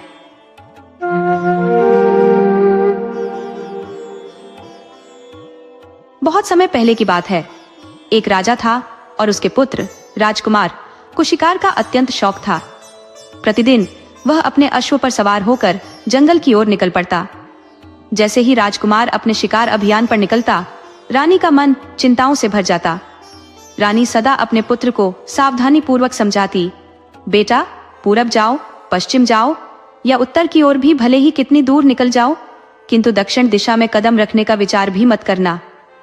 रानी के इस आग्रह के पीछे एक गंभीर कारण था। उन्हें ज्ञात था कि दक्षिण दिशा में अद्वितीय सुंदरता की स्वामिनी राजकुमारी लावा निवास करती है। जिसकी मोहत्ता ने न जाने कितने लोगों को अपना बना लिया था। रानी भयभीत थी कि यदि राजकुमार वहां गया तो वह उस अप्सरा सी सुंदरी का होकर रह जाएगा और अपनी मातृभूमि, परिवार, सब कुछ भूल बैठेगा। इसीलिए वे प्रतिदिन उसे यही सीख देती कि दक्षिण दिशा का रास्ता भूलकर भी मत लेना। राजकुमार अपनी माता के आदेशों का पालन करते हुए पूरब, पश्चिम और उत्तर दिशाओं में निर्भीकता से जाता, किंतु दक्षिण की दिशा का ख्याल तक अपने मन में नहीं लाता। परंतु जैसा कि मनोविज्ञान का स्वभाव है, बार बार किसी दिशा से बचने का आदेश मिलने पर राजकुमार के मन में उस दिशा को लेकर जिज्ञासा उत्पन्न होने लगी। आखिरकार एक दिन उसकी जिज्ञासा हद पार कर गई। उसने अपने अश्व की लगाम दक्षिण दिशा की ओर मोड़ दी। घने जंगलों से गुजरते हुए वह उस दिशा में जा पहुंचा जहां अनजान और अद्भुत दृश्य उसका इंतजार कर रहे थे। जंगल में पहुंचकर उसने अनगिनत तोतों का झुंड देखा। अपने तीर कमान साधते हुए उसने निशाना लगाया। कई तोते उसके तीर की गति से घायल होकर धरती पर गिर पड़े। राजकुमार की यात्रा अब एक नया मोड़ लेने वाली थी। उसकी जिज्ञासा उसे उस दिशा में ले जा रही थी जहां उसके भाग्य की परीक्षा होना निश्चित था। राजकुमार ने जब अपने सधे हुए निशाने से तोतों के झुंड को तितर बितर कर दिया तो अधिकांश तोते भयभीत होकर आसमान की ओर उड़ गए, लेकिन एक तोता वहीं डटा रहा। ये कोई साधारण तोता नहीं था। उसका नाम हीरामन था और वह तोतों का राजा माना जाता था। हीरामन ने अपनी बुलंद आवाज में अन्य तोतों को फटकारते हुए कहा, अगर तुमने मुझे इस संकट में अकेला छोड़ दिया तो मैं राजकुमारी लावा से तुम्हारी शिकायत कर दूंगा। ये सुनते ही सभी तोते जो डरकर भाग चुके थे वापस लौट आए और साहस के साथ राजकुमार पर आक्रमण करने लगे। तोतों का ऐसा साहस और हीरामन की धमकी सुनकर राजकुमार आश्चर्यचकित रह गया। उसने पूछा, ये राजकुमारी लावा कौन है? वह कहाँ रहती है? लेकिन उसके प्रश्न पर सारे तोते चुप्पी साध गए। राजकुमार ने फिर से वही सवाल किया, तुम राजकुमारी लावा को कैसे जानते हो? उसका निवास स्थान क्या है? इस बार हीरामन ने गंभीर स्वर में कहा, तुम राजकुमारी इलावा तक कभी नहीं पहुंच सकते। उसके साथ अन्य तोते भी एक सुर में वही बात दोहराने लगे। ये सुनकर राजकुमार का मन खिन्न हो गया। क्रोध और निराशा में उसने अपनी तीर कमान जमीन पर पटक दी और उदास होकर अपने घोड़े पर सवार होकर राजमहल लौट आया। महल में लौटने के बाद राजकुमार ने अपने दैनिक कार्यों में खुद को व्यस्त रखने की कोशिश की, लेकिन राजकुमारी लावा का ख्याल उसके दिल और दिमाग पर इस कदर हावी हो गया था कि वह उससे मुक्त नहीं हो पा रहा था। उसकी उदासी गहराने लगी और हीरामन तथा तोतों की बातें उसकी स्मृतियों में गूंजने लगी। राजा और रानी ने अपने पुत्र की बढ़ती उदासी को महसूस किया। दोनों ही अत्यधिक चिंतित थे। उन्होंने उसे समझाने और उसका मन बहलाने की बहुत कोशिश की, लेकिन वह अपनी उलझनों में उलझा रहा। एक दिन जब रानी ने उससे उसकी उदासी का कारण पूछा तो राजकुमार ने झिझकते हुए सच्चाई बता दी। उसने कहा, मैं राजकुमारी इलावा से मिलना चाहता हूँ। वह कहाँ रहती है? राजकुमार की यह बात सुनकर राजा और रानी एक पल के लिए स्तब्ध रह गए। उन्होंने उससे कहा, हमें नहीं पता वह कहाँ रहती है। लेकिन राजकुमार ने अडिग स्वर में कहा, तो फिर मुझे आज्ञा दीजिए, चाहे इलावा दुनिया के किसी भी कोने में हो, मैं उसे अवश्य खोज निकालूंगा। राजा और रानी राजकुमार के इस निश्चय को सुनकर मौन हो गए। राजकुमार के संकल्प ने उसकी आंखों में नई चमक भर दी थी, मानो उसकी उदासी की परतों के पीछे एक नई यात्रा की शुरुआत छिपी हो। राजा और रानी ने अपने बेटे से कहा, पुत्र, ये हठ छोड़ दो। तुम हमारी एकमात्र संतान हो। तुम्हारी सुरक्षा से बढ़कर हमारे लिए कुछ नहीं। परंतु राजकुमार ने अपनी दृढ़ता व्यक्त करते हुए उत्तर दिया, मैं इस अभियान पर अवश्य जाऊंगा, चाहे मृत्यु ही क्यों ना आ जाए। मैं या तो राजकुमारी इलावा को खोज कर लौटूंगा या फिर कभी वापस ना आऊंगा। इन दोनों परिस्थितियों में आप मुझे भूल जाइए। राजकुमार की यह अड़िग हट देखकर राजा और रानी विवश हो गए। अंततः राजा ने उसके मार्ग के लिए पर्याप्त धनराशि साथ बांध दी और रानी ने अपने हाथों से स्वादिष्ट लड्डू बनाकर उन्हें रूमाल में लपेट दिया। रानी ने प्यार भरे स्वर में कहा, पुत्र, ये लड्डू साथ ले जाओ। जब भूख लगे तो इन्हें खा लेना। राजकुमार ने अपने माता पिता का आशीर्वाद लिया, उनकी ओर श्रद्धा से हाथ जोड़कर नमन किया और अपने सुसज्जित घोड़े पर सवार हो गया। वह शस्त्रों से सुसज्जित था और साहसिक यात्रा के लिए पूरी तरह तैयार। नगर से निकलते हुए वह शीघ्र ही सघन जंगल में जा पहुंचा। दोपहर की तपती धूप में जब सूर्य अपने प्रचंड रूप में था, राजकुमार के माथे पर पसीना बहने लगा। घंटों की यात्रा के बाद थकावट से बेहाल उसने आराम के लिए कोई ठिकाना ढूंढने का निश्चय किया। तभी उसकी नजर एक शांत जलाशय पर पड़ी, जिसके किनारे एक घना छायादार वृक्ष खड़ा था। राजकुमार ने अपने घोड़े को वहां रोका, कुछ पल विश्राम किया और फिर जलाशय में स्नान करने चला गया। स्नान के बाद भूख ने उसे घेर लिया। तभी उसे अपनी मां के दिए हुए लड्डुओं का स्मरण हुआ। उसने रुमाल से एक लड्डू निकाला ही था कि उसने एक छोटी चींटी को अपने पास आते देखा। राजकुमार ने सोचा, भूख तो सभी को लगती है, चाहे वह छोटी हो या बड़ी। उसने लड्डू का एक टुकड़ा चींटी के आगे रख दिया। कुछ ही पलों में कई और चींटियां वहां पहुंच गई। राजकुमार ने हंसते हुए कहा, लो तुम सब भी खाओ, और लड्डू को कुचल कर उनके आगे रख दिया।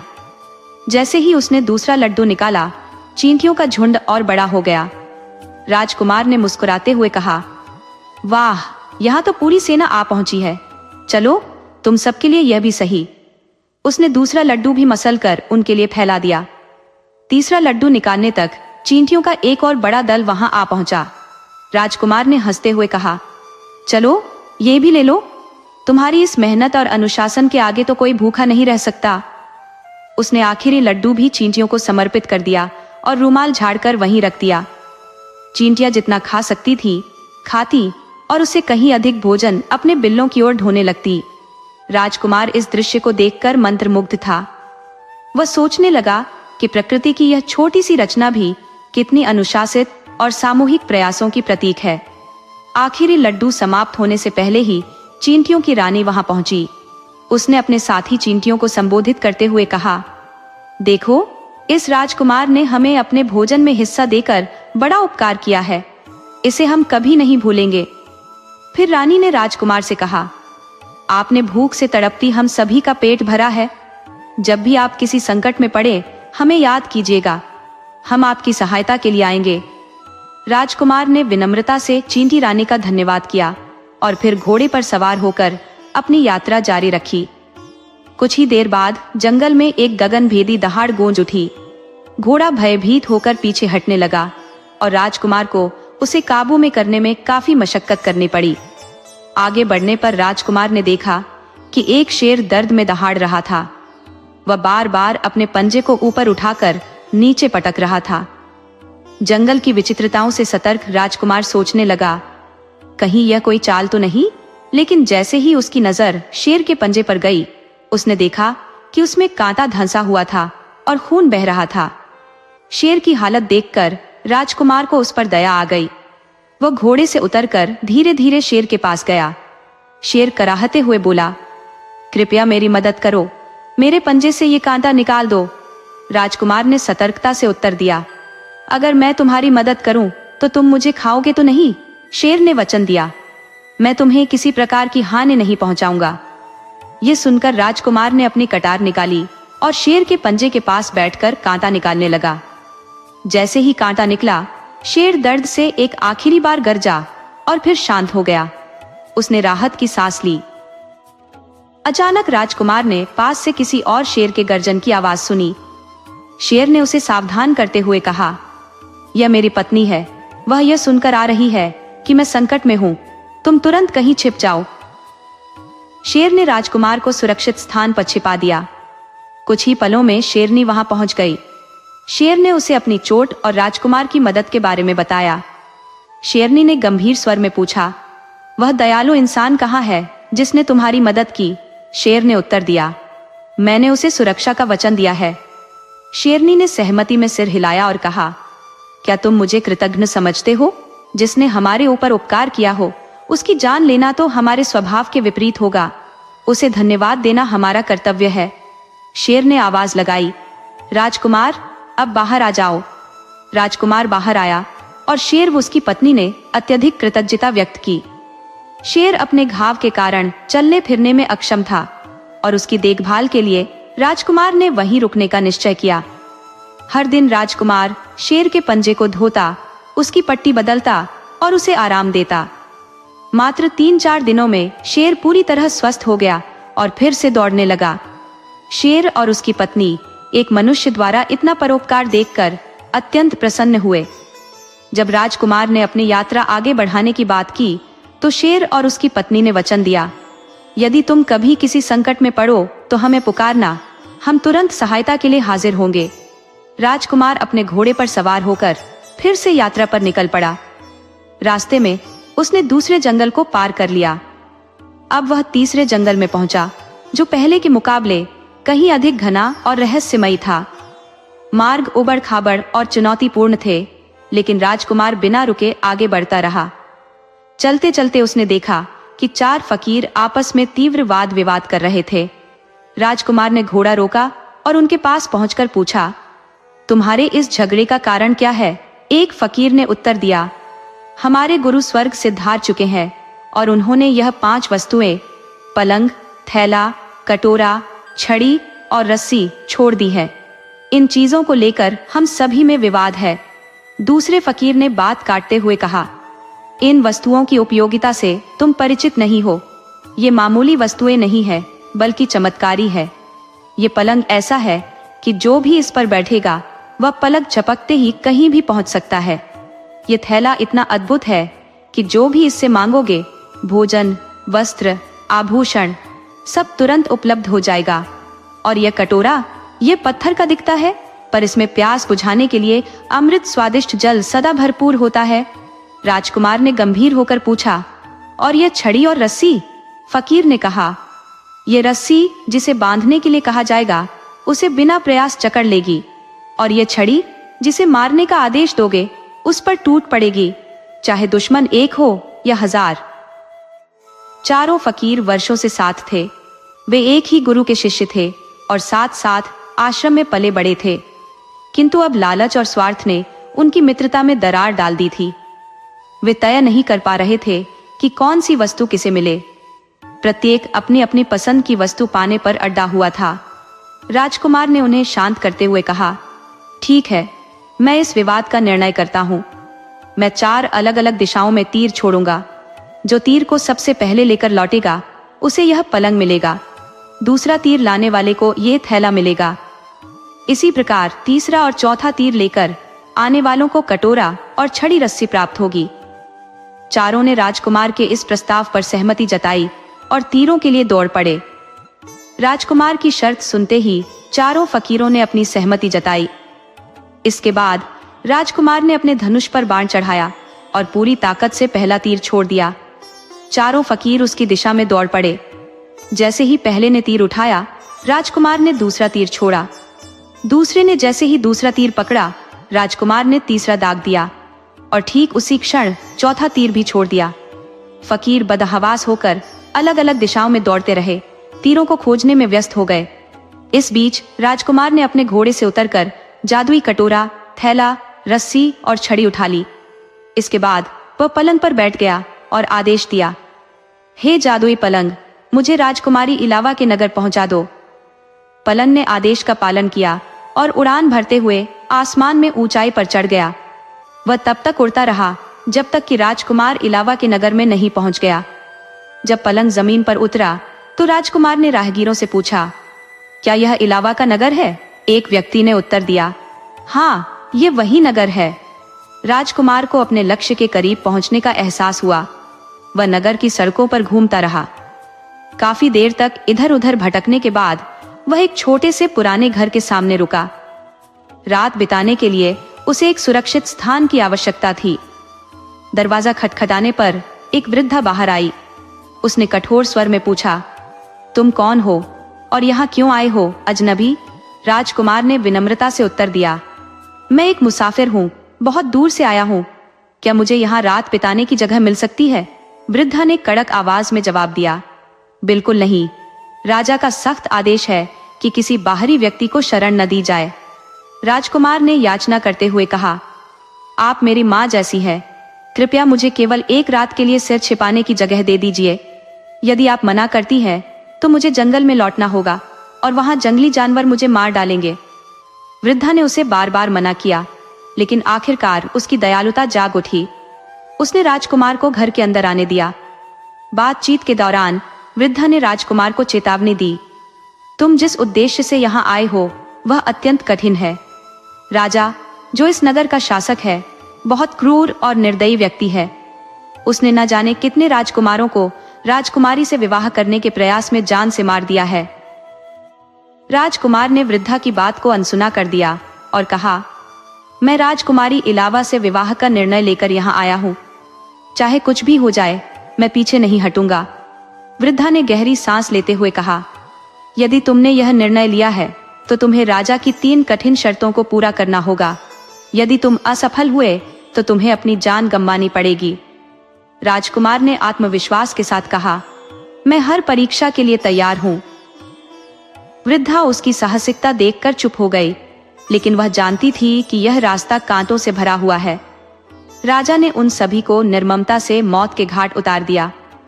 बुढ़िया ने गंभीर स्वर में कहा, बेटा, जीवन एक अनमोल तोहफा है। इसे किसी असंभव स्वप्न के पीछे नष्ट करना समझदारी नहीं है। मेरी बात मान लो और राजकुमारी लावा से विवाह का विचार त्याग कर अपने घर लौट जाओ। राजा हर किसी पर अपनी इच्छाएं थोपता है, और जो उसकी शर्तें पूरी करने में विफल रहता है उसे जीवन से हाथ धोना पड़ता है। इससे बेहतर होगा कि तुम इस असंभव ख्याल को अपने दिल से निकाल फेंको। बुढ़िया ने राजकुमार को बार बार समझाने की कोशिश की, लेकिन उसका दृढ़ निश्चय टस से मस नहीं हुआ। इतने में ही बुढ़िया ने कहा, राजा के सिपाही तुम्हारी तलाश में होंगे और यहाँ किसी भी समय पहुंच सकते हैं। राजा के सिपाही घर तक आ पहुंचे और राजकुमार को राज दरबार चलने का आदेश दिया। दरबार में राजा ने उसे चुनौतीपूर्ण स्वर में देखा और कहा, तो तुम मेरी बेटी लावा से विवाह करना चाहते हो? राजकुमार ने दृढ़ता से उत्तर दिया, जी हाँ, और मेरी आपसे विनती है कि आप स्वयं अपनी बेटी का हाथ मेरे हाथ में सौंप दे। राजा ठहाका मारते हुए बोला, राजकुमारी का हाथ पाने के लिए कुछ शर्तें हैं। अगर तुम उन्हें पूरा कर सके तो लावा तुम्हारी होगी, लेकिन अगर असफल रहे तो तुम्हें अपनी जान से हाथ धोना पड़ेगा। राजा ने इशारा किया और सेवकों ने दरबार के बीचों बीच सरसों का एक विशाल ढेर जमा दिया। राजा ने कहा, यह ढेर पूरे 40 किलो है। अगर तुम 1 दिन के भीतर इसका तेल निकालने में सफल हो गए तो मैं तुम्हें 1 और दिन का जीवन दूंगा, अन्यथा अगली सुबह तुम्हारे जीवन की अंतिम सुबह होगी। राजकुमार यह सुनकर चिंता में पड़ गया। उसने सोचा, इतनी सारी सरसों का तेल मैं 1 दिन में कैसे निकाल सकता हूँ? अगर ऐसा न कर सका तो राजा मुझे मरवा देगा। लेकिन उसे अपने प्राणों की उतनी चिंता नहीं थी जितनी राजकुमारी लावा को हार जाने की। तभी उसे चींटियों की रानी से किया गया वादा याद आया। जैसे ही उसने उसे याद किया, चींटियों की रानी पलक झपकते ही वहां प्रकट हो गई और बोली, ओ राजकुमार, तुम इतने चिंतित क्यों हो? राजकुमार ने सरसों के ढेर की ओर इशारा करते हुए कहा, इतनी सारी सरसों का तेल मैं अकेला कैसे निकाल सकता हूँ? अगर यह नहीं हुआ तो सुबह होते ही राजा मुझे मरवा देगा। चींटी की रानी मुस्कुराई और बोली, बस इतनी सी बात है, तुम चिंता छोड़कर आराम से सो जाओ। सुबह जब तुम जागोगे तो सारा तेल तैयार मिलेगा। यह हमारा काम है। यह सुनकर राजकुमार बहुत प्रसन्न हुआ और निश्चिंत होकर सोने चला गया। अगली सुबह सरसों का सारा तेल निकाल कर रखा गया था। राजकुमार तेल लेकर दरबार में पहुंचा। राजा ने तेल को देखा, लेकिन खुशी के बजाय उसका क्रोध और बढ़ गया। वह बोला, ठीक है, तुमने यह शर्त पूरी कर ली, लेकिन अब भी मैं अपनी बेटी का विवाह तुमसे नहीं कर सकता। अगर उसे पाना है तो तुम्हें 2 भयानक राक्षसों से युद्ध करना होगा। वर्षों पूर्व राजा ने 2 विकराल राक्षसों को बंदी बनाया था। उन्हें मारने का साहस न जुटा पाने के कारण उसने भव्य लोहे के पिंजरे बनवाकर उन्हें कैद कर दिया। राजा को भय था कि यदि ये दैत्य बाहर निकल आए तो वे न केवल महल के निवासियों बल्कि समस्त प्रजा को भी निगल जाएंगे। इसलिए उसने यह कठिन शर्त रख दी कि जो कोई भी उसकी बेटी इलावा से विवाह करना चाहेगा उसे पहले इन राक्षसों का अंत करना होगा। राक्षसों की इस विकराल चुनौती ने राजकुमार को चिंतित कर दिया। उसने निराशा में सोचा, भला मैं इन राक्षसों को कैसे परास्त कर सकता हूँ? मेरी मृत्यु तो अब सुनिश्चित है। इसी बेचैनी के क्षण में उसे शेर की याद आई। शेर को स्मरण करते ही वह अपनी पत्नी के साथ उपस्थित हुआ और पूछा, राजकुमार, तुम इतने व्यथित क्यों हो? राजकुमार ने अपनी व्यथा व्यक्त की। राजा ने मुझे इन 2 राक्षसों से युद्ध करने का आदेश दिया है। वे अत्यंत भयानक हैं। मैं इन्हें कैसे हरा सकता हूँ? शेर ने सांत्वना दी। चिंता मत करो राजकुमार, हम इनसे निपट लेंगे। शेर की यह बात सुनकर राजकुमार के भीतर साहस का संचार हुआ। उसने अपने झोले से 2 भव्य कटोरे निकाले। वे कटोरे सोने की नक्काशी और चांदी के बूते से सुशोभित थे। उनकी चमक इतनी तीव्र थी कि उन्हें सीधे देखना भी कठिन था। अगली सुबह शेर और उसकी पत्नी ने दरबार में उपस्थिति दी। राजा ने पूछा, तो क्या तुम राक्षसों से लड़ने के लिए तैयार हो? राजकुमार ने दृढ़ता से उत्तर दिया, हाँ, मेरे साथी शेर और उसकी पत्नी इन राक्षसों का सामना करेंगे। राजा ने सहर्ष अनुमति दी, क्योंकि उसका उद्देश्य राक्षसों से निजात पाना था। दोनों राक्षसों को पिंजरे से बाहर लाया गया और अखाड़े में छोड़ दिया गया। शेर और उसकी पत्नी ने अखाड़े में प्रवेश किया और एक भीषण युद्ध प्रारंभ हुआ। युद्ध की गर्जना से अखाड़ा गूंज उठा।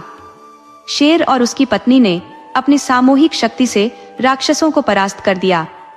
जैसे ही राक्षसों ने दम तोड़ा, दरबार में जय जयकार गूंजने लगी, परंतु राजा का चेहरा निर्विकार बना रहा। उसने गंभीर स्वर में कहा, तुमने यह कार्य पूरा किया है, लेकिन अभी भी मैं अपनी बेटी का हाथ तुम्हें नहीं सौंप सकता। राजकुमार ने धैर्यपूर्वक पूछा, अब मुझे और क्या करना होगा? राजा ने उत्तर दिया, आसमान में एक ऊंचे स्थान पर मैंने एक ड्रम रखवाया है। यदि तुम उसे बजाकर दिखा सको तो मैं इस शर्त को भी मान लूंगा। राजकुमार ने मन ही मन इसे आसान कार्य समझा। उसने अपने जादुई पलंग को स्मरण किया। पलंग तत्काल प्रकट हुआ और बोला, क्या आज्ञा है राजकुमार? राजकुमार ने कहा, मुझे उस ऊंचाई तक ले चलो जहां ड्रम रखा है। पलंग ने तुरंत उसे आसमान में पहुंचाया। वहां पहुंचकर राजकुमार ने ड्रम को बजा दिया। सफलतापूर्वक कार्य पूरा कर वह दरबार में लौटा, लेकिन राजा ने अब भी अपनी बेटी का विवाह उससे करने से इनकार कर दिया। वह बोला, तुमने बहादुरी और चतुराई से इन शर्तों को पूरा किया है, परंतु मेरी सहमति अभी अधूरी है। राजा ने अपनी बेटी का विवाह उसी युवक से करने का वचन दिया जो उसकी सभी शर्तों को पूरा कर सके। अब तक एक राजकुमार हर शर्त को सफलतापूर्वक पूरा कर चुका था, लेकिन राजा की आखिरी शर्त ने उसकी हिम्मत को हिला दिया। राजा ने दरबार के पास खड़े एक पुराने और मोटे पेड़ की ओर इशारा किया। वह पेड़ इतना विशाल था कि उसके तने को देख किसी का भी सिर चकरा जाए। राजा ने राजकुमार को मोम की एक आरी थमाते हुए कहा, इस आरी से कल सुबह तक इस तने को 2 हिस्सों में काट दो। राजकुमार का चेहरा उतर गया।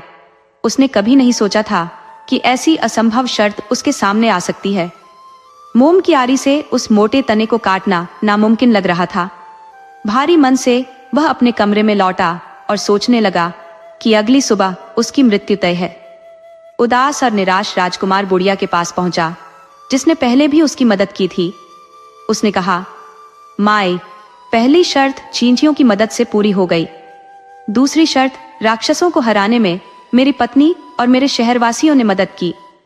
तीसरी शर्त में पलंग ने ड्रम बनकर काम किया, लेकिन अब यह चौथी शर्त, मोम की मामूली आरी से इतना मोटा तना कैसे काटा जा सकता है, इसका कोई उपाय मुझे नहीं सूझ रहा। बुढ़िया ने उसकी बात सुनी और मुस्कुराई। उसने कहा, तुम राजकुमारी लावा के पास जाओ, वह तुम्हारी मदद जरूर करेगी। राजकुमार तुरंत राजकुमारी के पास गया। राजकुमारी उसे देखकर मुस्कुराई और पूछा, तुम इतने उदास क्यों हो राजकुमार? राजकुमार ने सारी बात बताई और कहा, कल मेरा आखिरी दिन है, मैं यह शर्त पूरी नहीं कर पाऊंगा। तुम्हारे पिता मुझे अवश्य मार डालेंगे। राजकुमारी लावा ने गहरी सांस ली और कहा, घबराओ मत, जैसा मैं कहती हूँ वैसा ही करना। उसने अपने सिर से एक बाल तोड़ा और राजकुमार की ओर बढ़ाते हुए कहा, इस बाल को पेड़ के तने पर रख देना और धीरे धीरे कहना, राजकुमारी लावा ने तुम्हें 2 हिस्सों में कट जाने का आदेश दिया है। फिर मोम की आरी से उस बाल पर आहिस्ता आहिस्ता चलाना। राजकुमार ने वैसा ही किया। अगली सुबह वह मोम की आरी और राजकुमारी के दिए हुए बाल के साथ पेड़ के पास पहुंचा। उसने बाल को तने पर रखा और धीरे से कहा, राजकुमारी लावा ने तुम्हें 2 हिस्सों में कट जाने का आदेश दिया है। फिर उसने मोम की आरी को बाल पर चलाना शुरू किया। जैसे ही आरी बाल को छूती, पेड़ का मोटा तना खुद ब खुद 2 हिस्सों में बंटने लगा। कुछ ही देर में तना साफ तौर पर 2 टुकड़ों में बंट चुका था। राजा यह चमत्कार देखकर दंग रह गया। उसकी खुशी का ठिकाना नहीं रहा। उसने राजकुमार को गले लगाते हुए कहा, तुमने मेरी हर शर्त पूरी कर दी। अब मैं वचन देता हूँ कि मेरी बेटी लावा तुम्हारी पत्नी बनेगी। राजकुमार और राजकुमारी लावा का विवाह धूमधाम से हुआ और वे दोनों खुशी खुशी रहने लगे। इस तरह राजकुमार ने अपनी बुद्धिमत्ता और राजकुमारी लावा की सहायता से असंभव को संभव कर दिखाया। राजा ने अपने सिंहासन से उठकर राजकुमार को स्नेहपूर्वक गले लगाया और कहा, अब तुम मेरी पुत्री के साथ विवाह कर सकते हो। इसके बाद विवाह की तैयारियों का शुभारंभ हुआ। राजा ने अपने राज्य के सभी मित्र, राजाओं और प्रतिष्ठित जनों को समारोह में सम्मिलित होने का निमंत्रण भेजा। विवाह अत्यंत धूमधाम और वैभव के साथ संपन्न हुआ। उत्सव के कुछ दिन पश्चात राजकुमार ने अपनी पत्नी से कहा, क्या अब हमें अपने देश लौटना चाहिए? राजकुमारी लावा के पिता ने उनके प्रस्थान की समुचित व्यवस्था की। उन्होंने उन्हें बहुत से उपहारों से लाद दिया। शक्तिशाली घोड़े, बहुमूल्य हीरे, जवाहरात और सोने चांदी से भरे संदूक। इस बात का भी प्रबंध किया गया कि उनके मार्ग में कोई विघ्न या संकट न आए। राजकुमार और राजकुमारी ने यात्रा आरंभ की। मार्ग में उन्हें घने जंगल से होकर गुजरना पड़ा। यह जंगल डाकुओं के आतंक का केंद्र था। जैसे ही डाकुओं ने देखा कि कोई राजकुमार और राजकुमारी भारी मात्रा में धन संपत्ति लेकर जा रहे हैं, उन्होंने लूटपाट की योजना बनाई। डाकुओं की संख्या अत्यधिक थी, जबकि राजकुमार के साथ गिनती के सैनिक थे।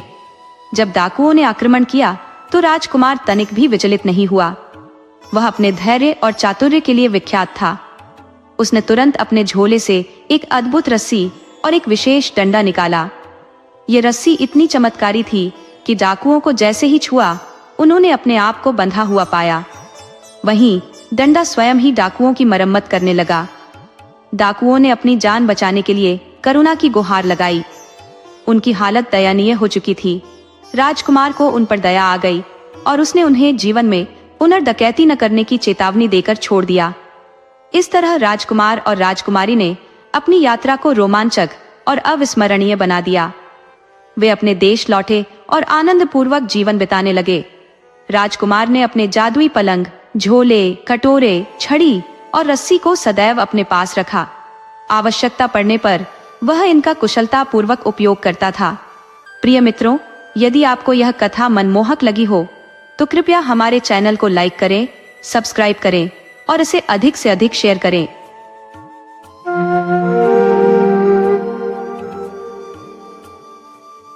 बहुत पुराने समय की बात है, जब सोनपुर नामक राज्य में राजा भीमराव का शासन था।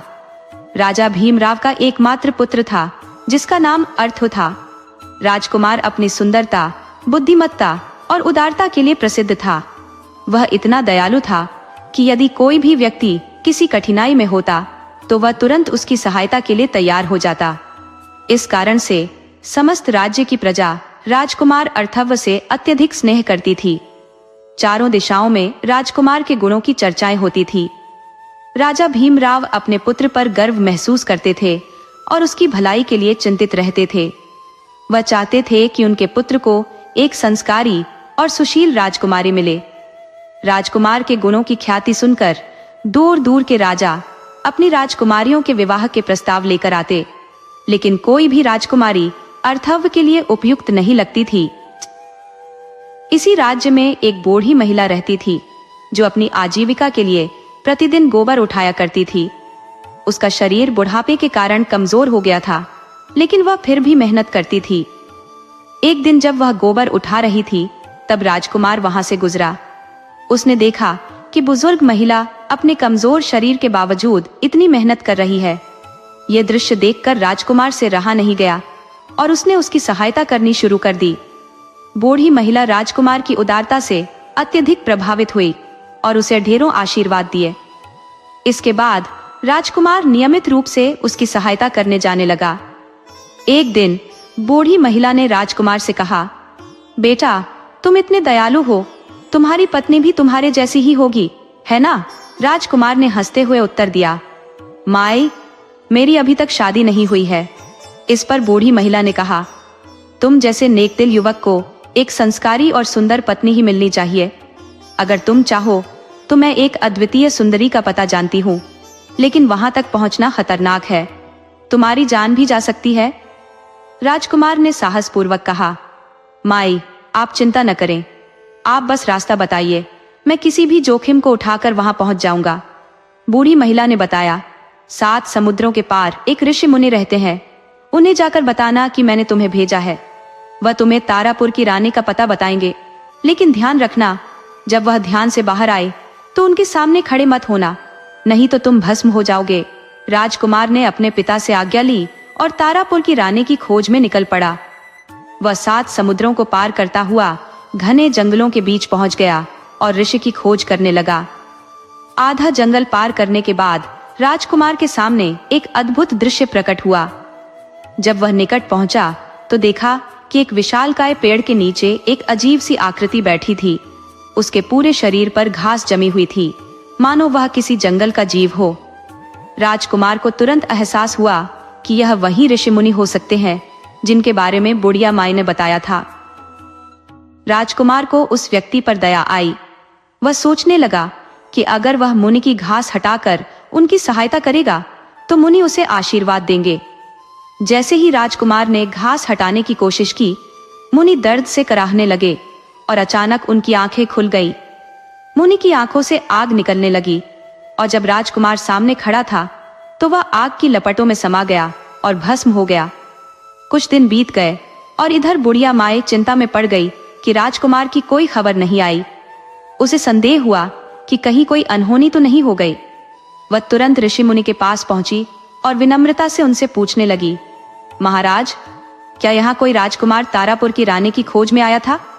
ऋषि मुनि बोले, राजकुमार तो नहीं, लेकिन एक युवक आया था जो अब भस्म हो चुका है। ये सुनकर बुढ़िया माई मुनि के चरणों में गिर पड़ी और रो रो कर उनसे प्रार्थना करने लगी, महाराज कृपा करें, वह युवक वही राजकुमार था जिसकी मैं सहायता कर रही थी, उसकी जान बचा लें, यह मेरी विनती है। ऋषि मुनि को बुढ़िया की दयनीय अवस्था देखकर दया आ गई। उन्होंने कहा, मैं अपने पूरे जीवन में केवल 3 बार किसी की जान बचाने की शक्ति रखता हूँ और तुम्हारे आग्रह पर मैं इस राजकुमार को जीवन दान दूंगा। इस प्रकार ऋषि मुनि ने राजकुमार को पुनः जीवित कर दिया। बुढ़िया माई खुशी से भर गई और ऋषि मुनि से तारापुर की रानी का पता बताने का निवेदन किया। मुनि ने उसकी इच्छा पूरी कर दी। इसके बाद बुढ़िया अपने राज्य सोनपुर लौट आई। उधर राजकुमार मुनि से क्षमा याचना करने लगा।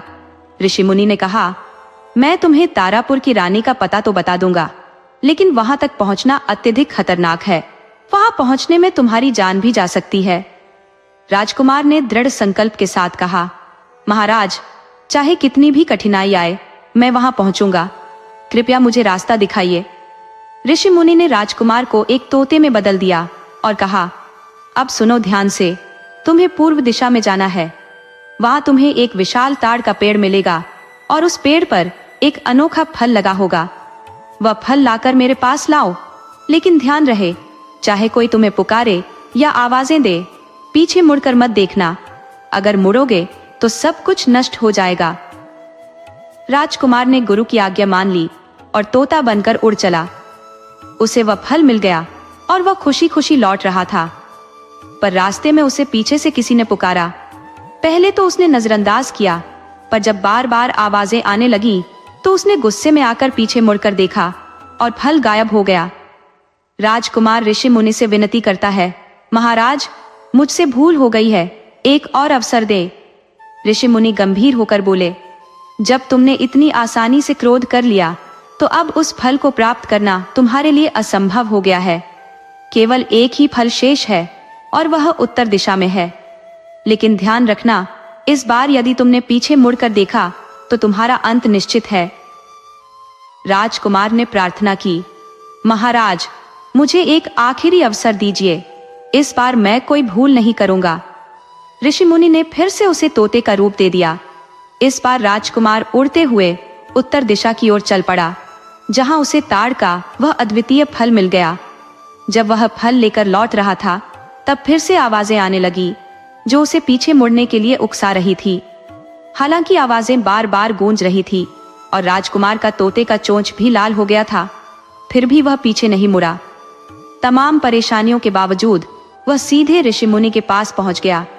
ऋषिमुनि ने तोते को फिर से राजकुमार के रूप में बदल दिया और ताड़ के फल को उठाते हुए बोले, ये ताड़पुर की रानी है, पर याद रखना जब तुम इसे अपने राज्य लेकर जाओगे तो रास्ते में इसका घूंघट मत खोलना, केवल महल पहुंचने पर ही इसे खोलना। राजकुमार ने मुनि के चरणों में झुककर आशीर्वाद लिया और आदेश मानने का वचन दिया। फिर वह अत्यधिक उत्साहित था क्योंकि वह अपनी विजय के साथ ताड़पुर की रानी को सोनपुर ले जाने लगा। परंतु रास्ते में चलते चलते राजकुमार के मन में एक विचार कौंधा, ये यात्रा बहुत लंबी है, क्यों न रानी का चेहरा पहले ही देख लिया जाए। थकान से ग्रसित होकर राजकुमार एक गांव के पास आकर एक पेड़ के नीचे रुक गया। उसने रानी को घोड़े से उतारा और उसकी उत्सुकता उसे घूंघट उठाने पर मजबूर कर गई। जैसे ही उसने ताड़पुर की रानी का घूंघट उठाया, सामने की अप्रतिम सुंदरता देखकर वह मूर्छित हो गया। रानी यह देख घबरा गई और उसे होश में लाने के लिए पानी की तलाश करने लगी। तभी उसे एक कुआं दिखाई दिया जहां एक महिला पानी भर रही थी। रानी ने उस महिला से पानी मांगा तो महिला ने उसे देखकर कहा, तुम यहाँ की नहीं लगती, कहाँ से आई हो? रानी ने जवाब दिया, मैं ताड़पुर की रानी हूँ, मेरे पति बेहोश हो गए हैं। तारापुर की रानी ने स्त्री से पानी मांगा तो स्त्री ने पूछा, क्या हुआ तुम्हारे पति को? रानी ने अपनी पूरी कथा सुनाई, जिसके बाद स्त्री ने कहा, यहाँ का नियम है कि जिसे पानी चाहिए उसे खुद कुएं से पानी भरना होगा। रानी ने सहमति जताते हुए कहा, ठीक है, मुझे बाल्टी दे दो, मैं भर लूंगी। स्त्री चालाकी से बोली, ठहरो, पहले तुम मेरे कपड़े पहन लो, तुम्हारे कपड़े और जेवर बहुत भारी है, कहीं ऐसा ना हो कि तुम कुएं में गिर जाओ। भोली और मासूम तारापुर की रानी इस धोखे को समझ नहीं पाई और उसने स्त्री की बात मानकर उसके कपड़े पहन लिए। जैसे ही रानी कुएं में पानी भरने झुकी, उस छलकपट करने वाली स्त्री ने उसे धक्का मार दिया और खुद रानी के कपड़े और आभूषण पहनकर राजकुमार के पास पहुंच गई। राजकुमार, जो अभी तक मूर्छित था, जैसे ही होश में आया तो उसने सामने एक भद्दी स्त्री को पाया। उसकी जगह, सुंदर रानी की जगह इस स्त्री को देखकर वह हैरान रह गया। अब उसे अपनी स्थिति पर शर्म और क्रोध दोनों आ रहे थे। उसने सोचा, मैं महल कैसे जाऊंगा? मैंने वादा किया था कि सबसे सुंदर दुल्हन लाऊंगा और अब यह बदसूरत स्त्री मेरे सामने है। राजकुमार ने मन ही मन निश्चय किया कि वह महल नहीं लौटेगा, क्योंकि वहां जाने पर सब उसका मजाक उड़ाएंगे। उसने निर्णय लिया कि वह इस गांव में रहकर मेहनत मजदूरी करेगा और अपना जीवन ऐसे ही बिताएगा। वहीं वह स्त्री बहुत खुश थी, क्योंकि अब उसका जीवन आरामदायक हो गया था। दूसरी ओर कुएं में गिरकर तारापुर की रानी एक सुंदर पका हुआ बेल बन गई। राजकुमार हर दिन काम पर जाता और जो भी पैसे कमाता उसे उस स्त्री को दे देता। वह स्त्री इसी में संतुष्ट थी। उसी गांव में एक कुम्हार और उसकी पत्नी रहते थे, जिनके कोई संतान नहीं थी और वे इस कारण से बहुत दुखी थे। एक दिन कुम्हार की पत्नी पानी भरने कुएं पर गई तो उसने वहां एक अद्भुत सुंदर पका हुआ बेल देखा। उसने अपने पति से कहा, कुएं में एक सुंदर बेल है, उसे निकाल दो। कुम्हार ने बेल को बाहर निकाला, लेकिन जब उसने उसे करीब से देखा तो बेल का रंग हरा हो गया। वह बोला, दूर से यह पका हुआ लग रहा था, लेकिन शायद यह अभी पूरी तरह से नहीं पका है। जब वह पक जाएगा तब उसे ग्रहण करेंगे, फिलहाल उसे पकने के लिए छोड़ देते हैं। अगले दिन कुमार और कुमारी अपने कार्यस्थल के लिए निकल गए। शाम को जब वे वापस लौटे तो देखा कि घर चमचमाती स्वच्छता से भरा हुआ है और भोजन भी पका हुआ रखा है। अब दोनों सोच में पड़ गए, क्योंकि आमतौर पर कुमारी ही काम से लौटकर भोजन तैयार करती थी। तो फिर आज यह किसने बनाया? वे अत्यधिक चकित रह गए। काम पूरी तरह निपट चुका था और भोजन भी सुगंधित रूप से रखा था। सोचते रहे, ये कार्य किसने संपन्न किया। अगली सुबह जब दोनों फिर से काम पर जाने की तैयारी कर रहे थे तो कुमारी ने सोचा, आज देखना होगा कि हमारे स्थान पर यह कार्य कौन करता है। जब वे बाहर जाने की तैयारी करने लगे, कुमारी ने जोर से कहा, चलो जी, अब काम पर देर हो रही है। और वे दोनों बाहर निकल गए। लेकिन कुछ ही देर बाद वे छुपकर देखने के लिए वापस लौट आए। थोड़ी देर के भीतर बेल से एक सुंदर राजकुमारी बाहर आई।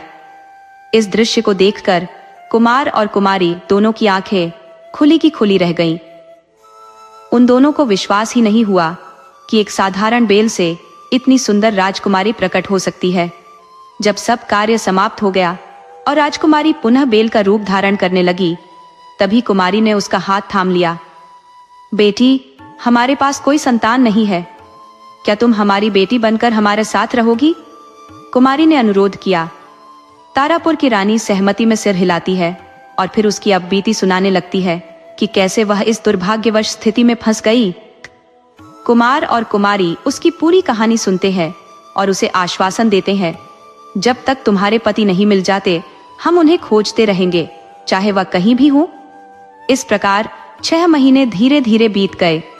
गर्मियों के दिन आ गए थे। राजकुमार हर रात छत पर जाया करता था और आसमान में अपने दिल की बातें करता था। तारापुर की रानी का घर भी उसके समीप था, पर दोनों ने एक दूसरे को कभी देखा नहीं था। एक दिन अत्यधिक गर्मी के कारण तारापुर की रानी भी छत पर चली आई। तभी उसकी नजर राजकुमार पर पड़ी। वह राजकुमार के समीप आ गई। राजकुमार उसे देखकर बेहोश हो गया। तारापुर की रानी दौड़कर नीचे गई और पानी लेकर आई।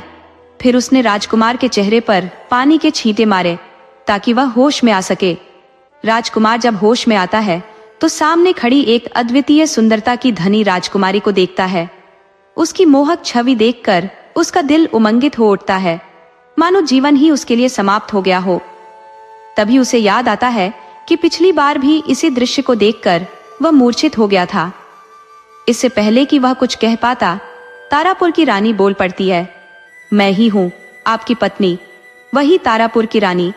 राजकुमार का चेहरा प्रश्नों से भर जाता है, मगर कानपुर की रानी बीच में हस्तक्षेप कर उसे सारी बातें बता देती है कि कैसे एक स्त्री ने उनके जीवन में अनगिनत दुख लाए थे। इन बातों को सुनकर राजकुमार का क्रोध सीमा लांघ जाता है।